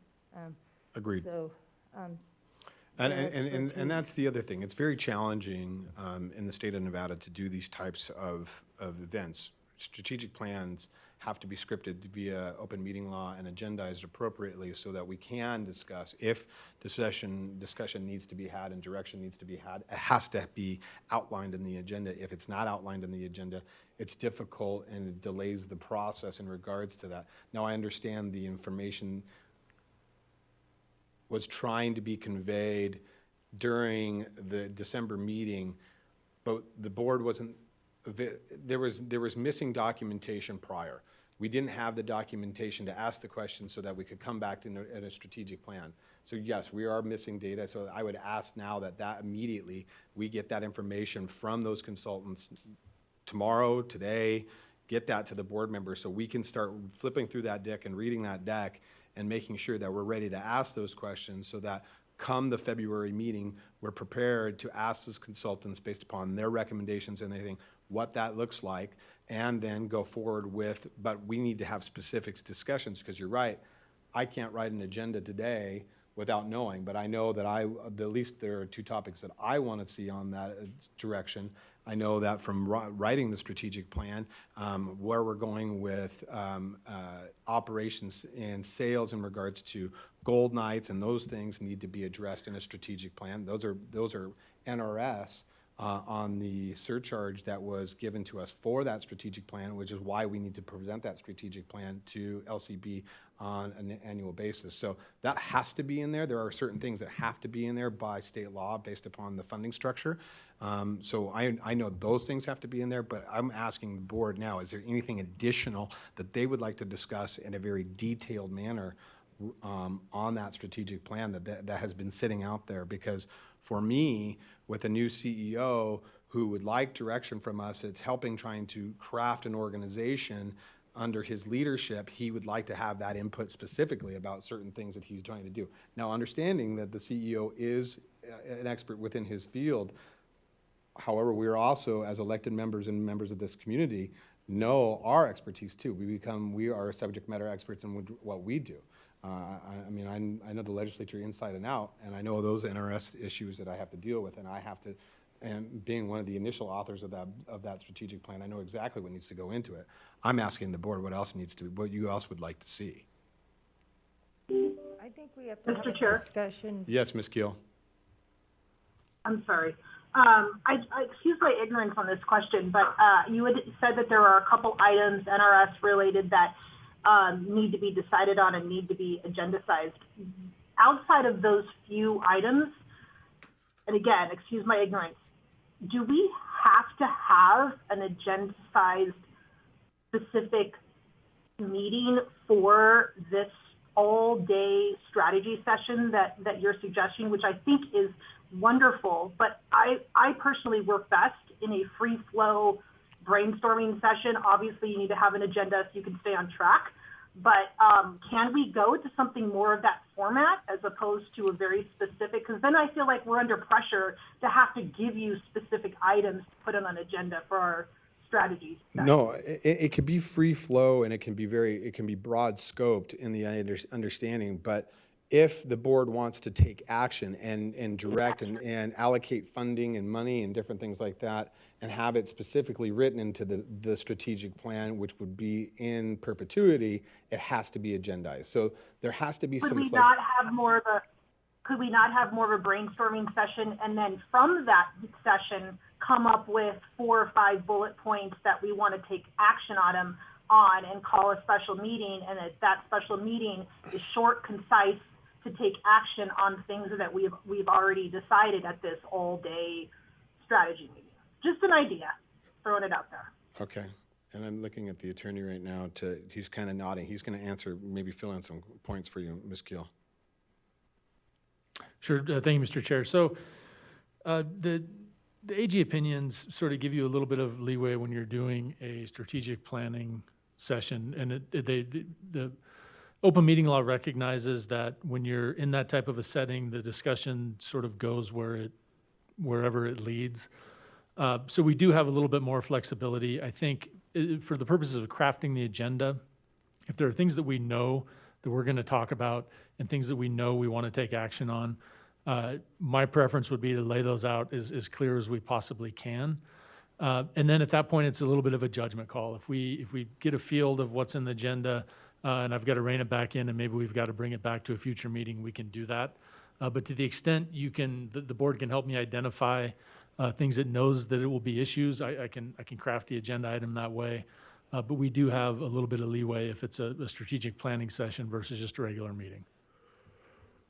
Okay, thank you. I'll leave it to the chair and the CEO to decide what would work best in the future. I feel for me, it's more beneficial for it to not be as structured. I would, as I mentioned in the last meeting, I would like to see the results. You had said that there were previous studies on what our target markets, how they feel about Reno, Tahoe, and what their viewpoints are, because we got a lot of good information on the community, from the community and from stakeholders and business operators and elected officials, but I haven't seen the results of, and I think it was a previous study that said, how do our target markets, what do they think about us? Do they know about us? Do they not know about us? What are their feelings? I think that is important because that will help craft our marketing strategy in the future. And I would also like to just see what the plan is for the different marketing advertising mediums. So whether it's digital, TV, special events, maybe broken down to sales, of course, groups, and broken down into different categories. And maybe that's a good way that we can structure the agenda on what the strategy is for those different aspects of the RCBA. And Ms. Keel, that is actually one of the items we do have to identify within the strategic plan based upon NRS, is how we're spending marketing dollars. It has to be allocated in that strategic plan. So that absolutely will be on the agenda, and I kind of thank you for that direction. Mr. Fraza.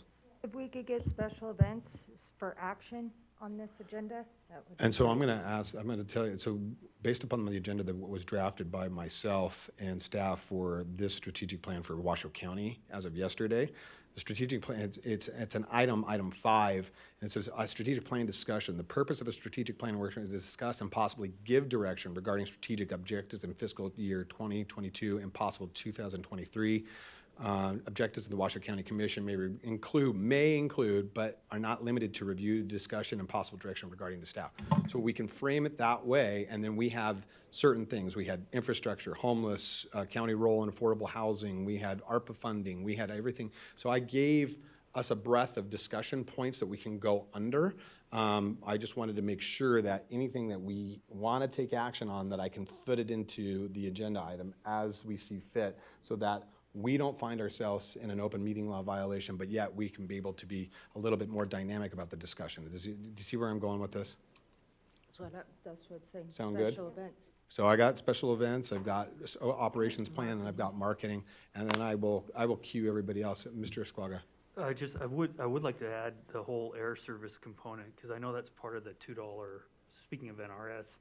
Again, just what the plan is, I think you touched on it, Mr. Chairman. Our last strategic plan, I think, is a great foundation. And again, not saying, I think these things live and breathe and evolve. How much of it we carry off of that, and then let Charles and his team massage it and add, your new perspective. But I think that was a great platform to work off of. But yeah, I'd just like to make sure that we get the air service development piece on that too. You know what, and to Mr. Esquaga's point, I think that's a great point, Mr. Esquaga. I'd like to see transportation. We talk about local and participation and planning, because I think as the cities evolve, we need to make sure that access to our facilities and access to our properties is not just getting to Reno and Sparks, but getting to Reno and Sparks and then commuting within Reno and Sparks. How are we adequately doing that? What are the other entities such as RTC and Regional Governing Board? What are they doing so that we can adequately plan and make sure that sales staff and everybody's up to date? Because if this is a strategic plan as we market, are we going to have bus lines that make sure that we have, that take people to and from downtown properties to our facilities? Are we going to have, what's the Uber plans? What's that transportation aspect look like? Not only getting here, but once you're here, how do you get to and from all the events and all the venues I think that's a discussion that I'd like to see put into that we've never really discussed on a local level, and I think it really plays into a lot of how people travel, because when they want to travel, do they have car? Do they rent a car? Do they not rent a car? What's the ease of access of getting around? Do they walk? What's the accessibility type of discussion? Anything else? I think we've got a pretty good. We got to pick a date. Pick a date, yes. Madam Clerk, do we have some potential dates available in February? We do have potential dates available. I do not have the dates available for our next factor folks that will be coming in. So would you like to pick those right now? A Friday, Mr. Chair. I would prefer Friday. For me, I'm going to let me pull my calendar really quick here. In February. This is Ms. Keel. I cannot do the 25th. I'm just throwing that out there right now. For another board meeting I have. Okay, you cannot do the 25th? Correct. I have a Children's Cabinet board meeting, board retreat. Gotcha. On the 11th, we have finance. Do we need to have the finance subcommittee there? Or could that be moved if we needed to look at the 11th?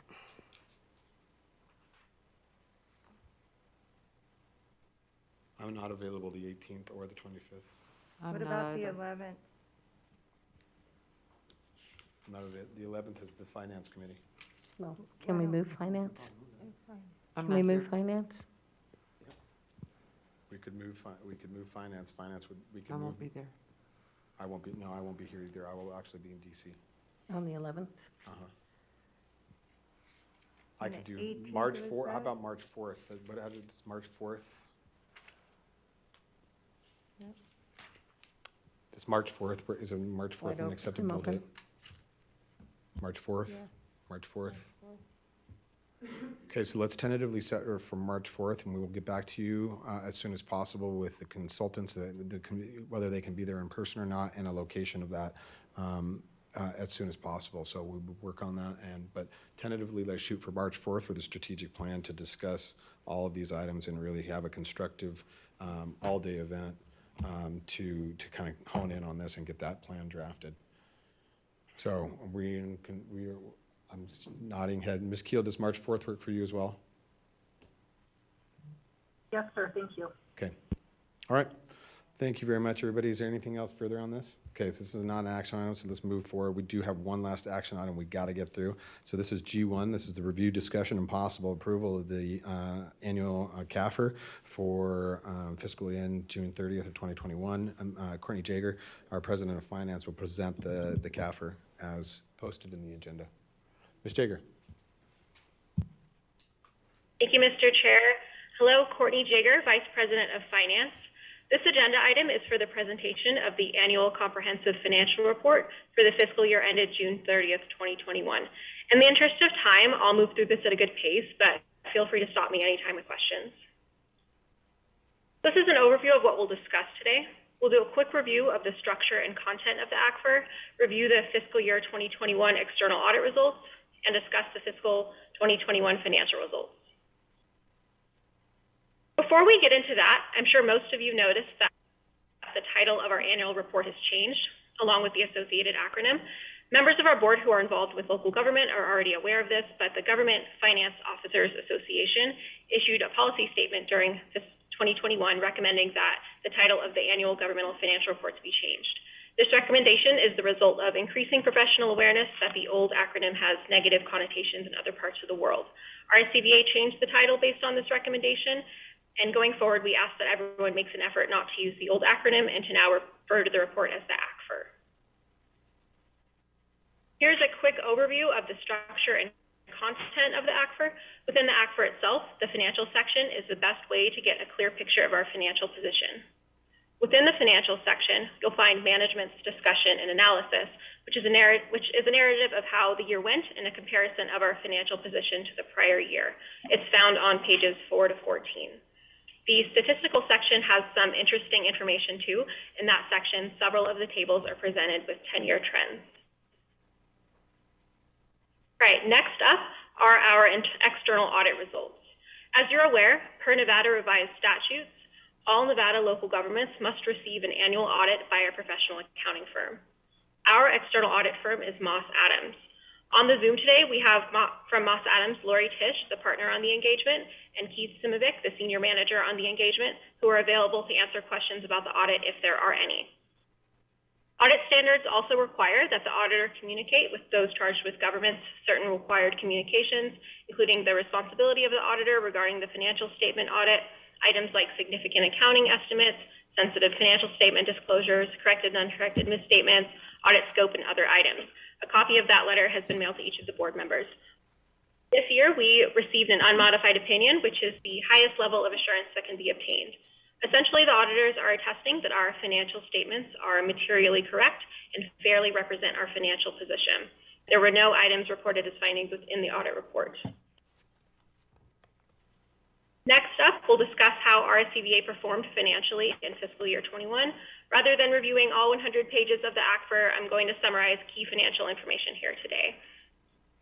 Here we have a 5-year trend for general fund revenues. Our two largest categories of revenues are room license tax revenue and facility revenues. Other revenue usually makes up around 5% of total general fund revenues and consists of interest earnings and certain fees. Room tax revenues were strong, but as you're aware, meetings, conventions, and event activity continues to lag behind the recovery that we've seen related to leisure travel. Total general fund revenues overall were 72% of fiscal year 2019, which is the last full year pre-pandemic. Like I mentioned, room tax revenues overall were strong. As you can see, room tax revenues were about 80% of pre-pandemic numbers. This has largely been driven by increases in ADR, and those rates are largely driven by vacation rentals. Here we have an overview of the facility's financial performance. These are the figures reported to us by ASM. For fiscal year 2021, ASM's total loss was $5.1 million. Here we have a breakout of the composition of the ending general fund balance. Non-spendable fund balance represents items we've already paid for but not yet expensed, such as prepaids and inventory. Restricted fund balance represents tourism surcharge revenues not yet spent. Next is assigned fund balance, which represents ending fund balance assigned towards fiscal 22 expenditures. And the remaining is unassigned fund balance, including our rainy day fund, which will be discussed later in the presentation. Here we have a 5-year trend of the ending fund balance in the general fund. We've maintained a stable fund balance during the pandemic through efficient budgeting, conservative spending, and strong room tax revenues. Here we have an overview of total expenditures. As I mentioned earlier, total revenues were around 72% of pre-pandemic. Total spending was around 77% of pre-pandemic numbers. Most notably, capital outlay spending was much less than the previous years due to pandemic-related cuts in the capital program. Debt principal costs were higher this year due to making the July 1st, 2021 payment early due to the timing of the closing of the debt refunding. Speaking of debt, here we have a 10-year history of our debt principal balances. We continue to make great progress in paying down our debt. You'll remember that we completed a debt refunding during fiscal year 2021, resulting in a savings of $7 million over the life of the debt. And 2 years ago, we completed a bond refunding saving over $9 million over the life of the debt.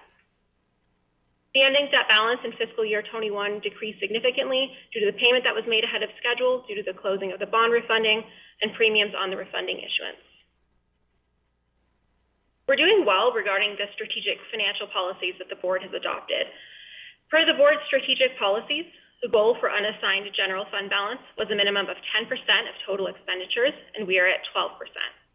This year, contributions to the debt sinking fund were not required, but we did obtain interest savings via the bond refunding and early principal payment. The original fiscal 21 budget projected that the RSCVA would spend the rainy day fund. Instead, we maintained it, and it's now at $1.1 million.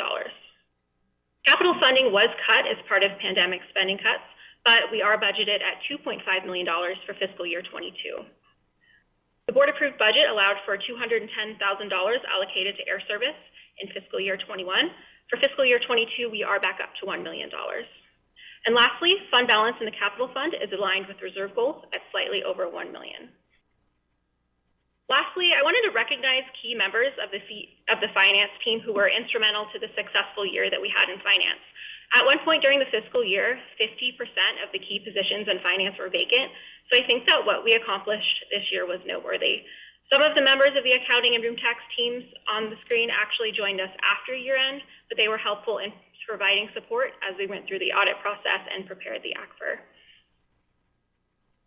This concludes my presentation. I'll open this item up for questions or for the board to make a motion to accept the report. All right. Are there any questions for Ms. Jaeger? All right. Wait, Mr. Chairman, just Yes. one quick question. Sure.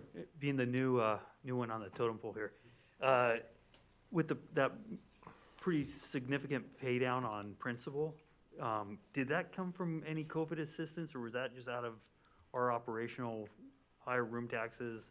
We were able to do that? So it did not come out of any COVID assistance. During the year, we fund our debt service fund ahead of time for the next year's principal's payment. So we made the principal payment early in May using the funding that we were accumulating for the July payment. Thank you. Mr. Murdoch. So Courtney, outstanding bonds are 64 million? Is that about what we saw there? What do we owe? What's our final debt? That's correct. That's the outstanding principal balance, and they're due to be paid off by fiscal year 33. Thank you. And, you know, I want to compliment Ms. Jaeger and the refunding efforts that they had. I mean, the savings from 21 to 22, or not, I'm saying 20 to 21, you know, to see a $20 million savings. Hopefully, you know, she was able to drive down the interest payments significantly, so that when we made those payments, we were saving quite a bit on interest payments that we would have otherwise suffered, you know, lost revenue to. So I think this is phenomenal what the team has done in regards to making a $20 million jump in such a short period of time. So Ms. Jaeger and your team, congratulations on all your work in regards to that. So any other further comments?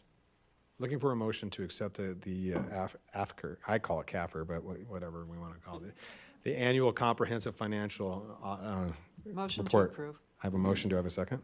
I have a motion from Mrs. Silver and a second from Mr. Murdoch. All those in favor signify by saying aye. Aye. Aye. All those opposed. Motion carries unanimously.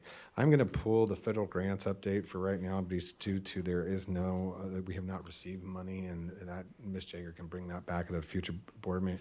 We're going to move to item H. This is board member comments regarding items for future meetings. Ms. Fraza, do you want to add anything?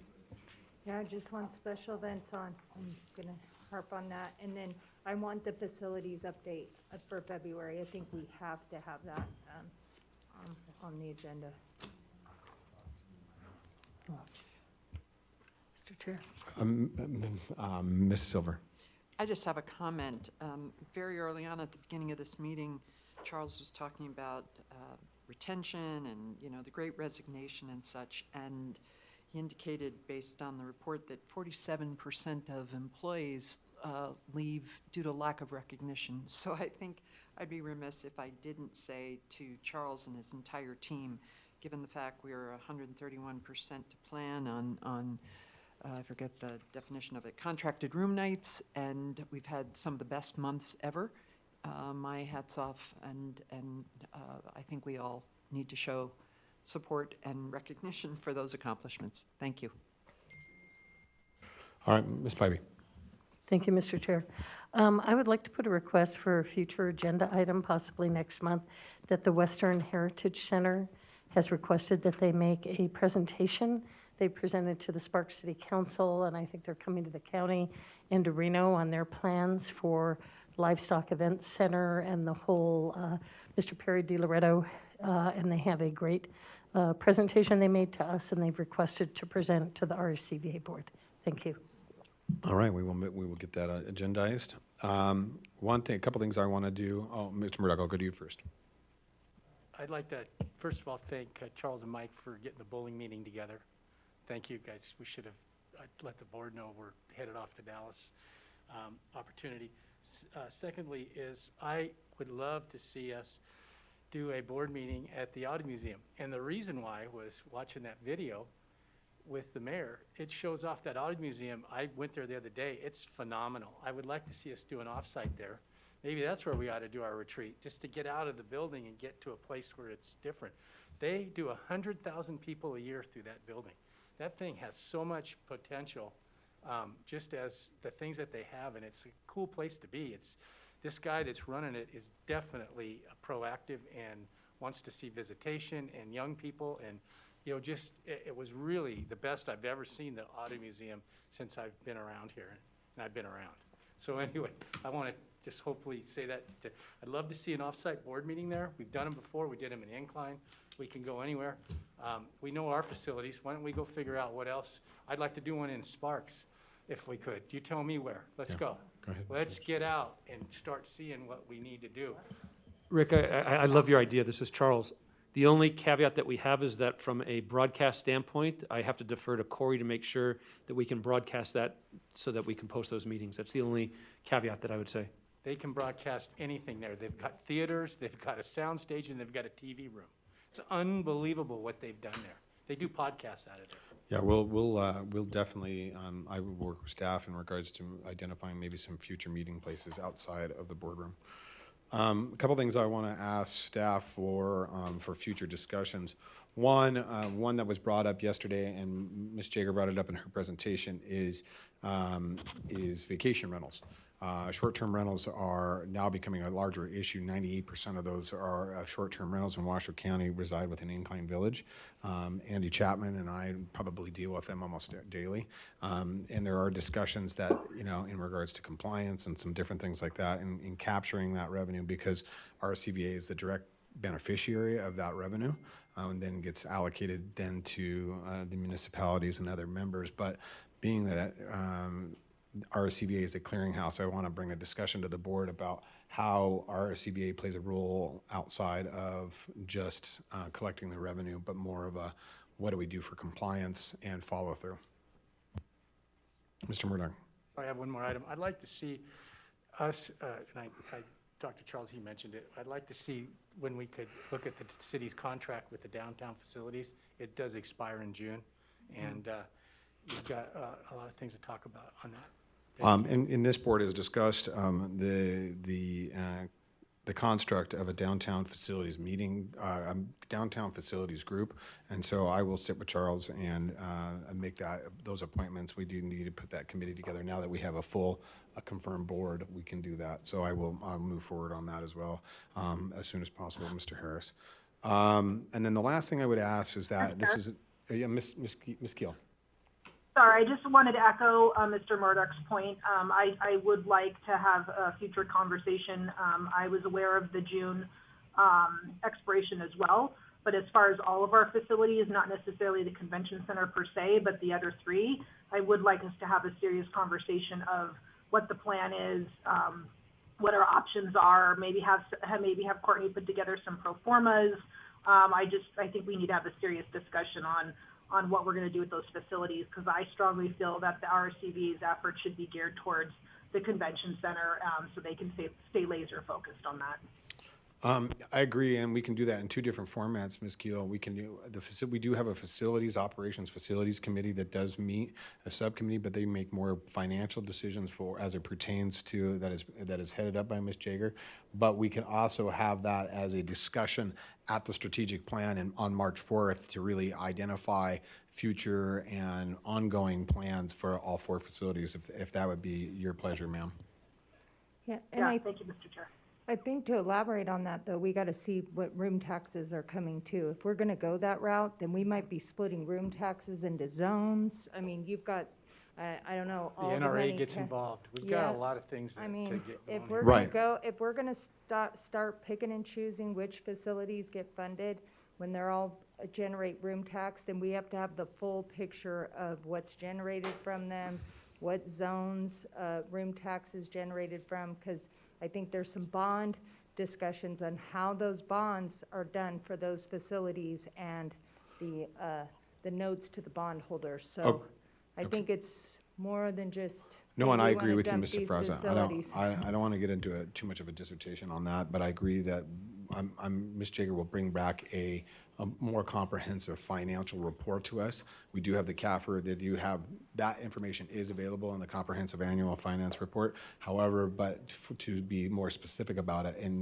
Ms. Jager can probably come back and bring us some specific components to that for the strategic plan, so that could be discussed prior to any discussion. So if we can do that, those are the only requests that I would ask going forward. And I would ask that we get the slide decks from the consultants today as soon as possible before that March 4th meeting, so that we can discuss that. And we'll plan on having a special meeting on the March 4th, okay? All right, ladies and gentlemen, Madam Clerk, is there any final public comment? No public comment. See no at this public time. comment, we are adjourned. Thank you very much. 8:30 to 12:30.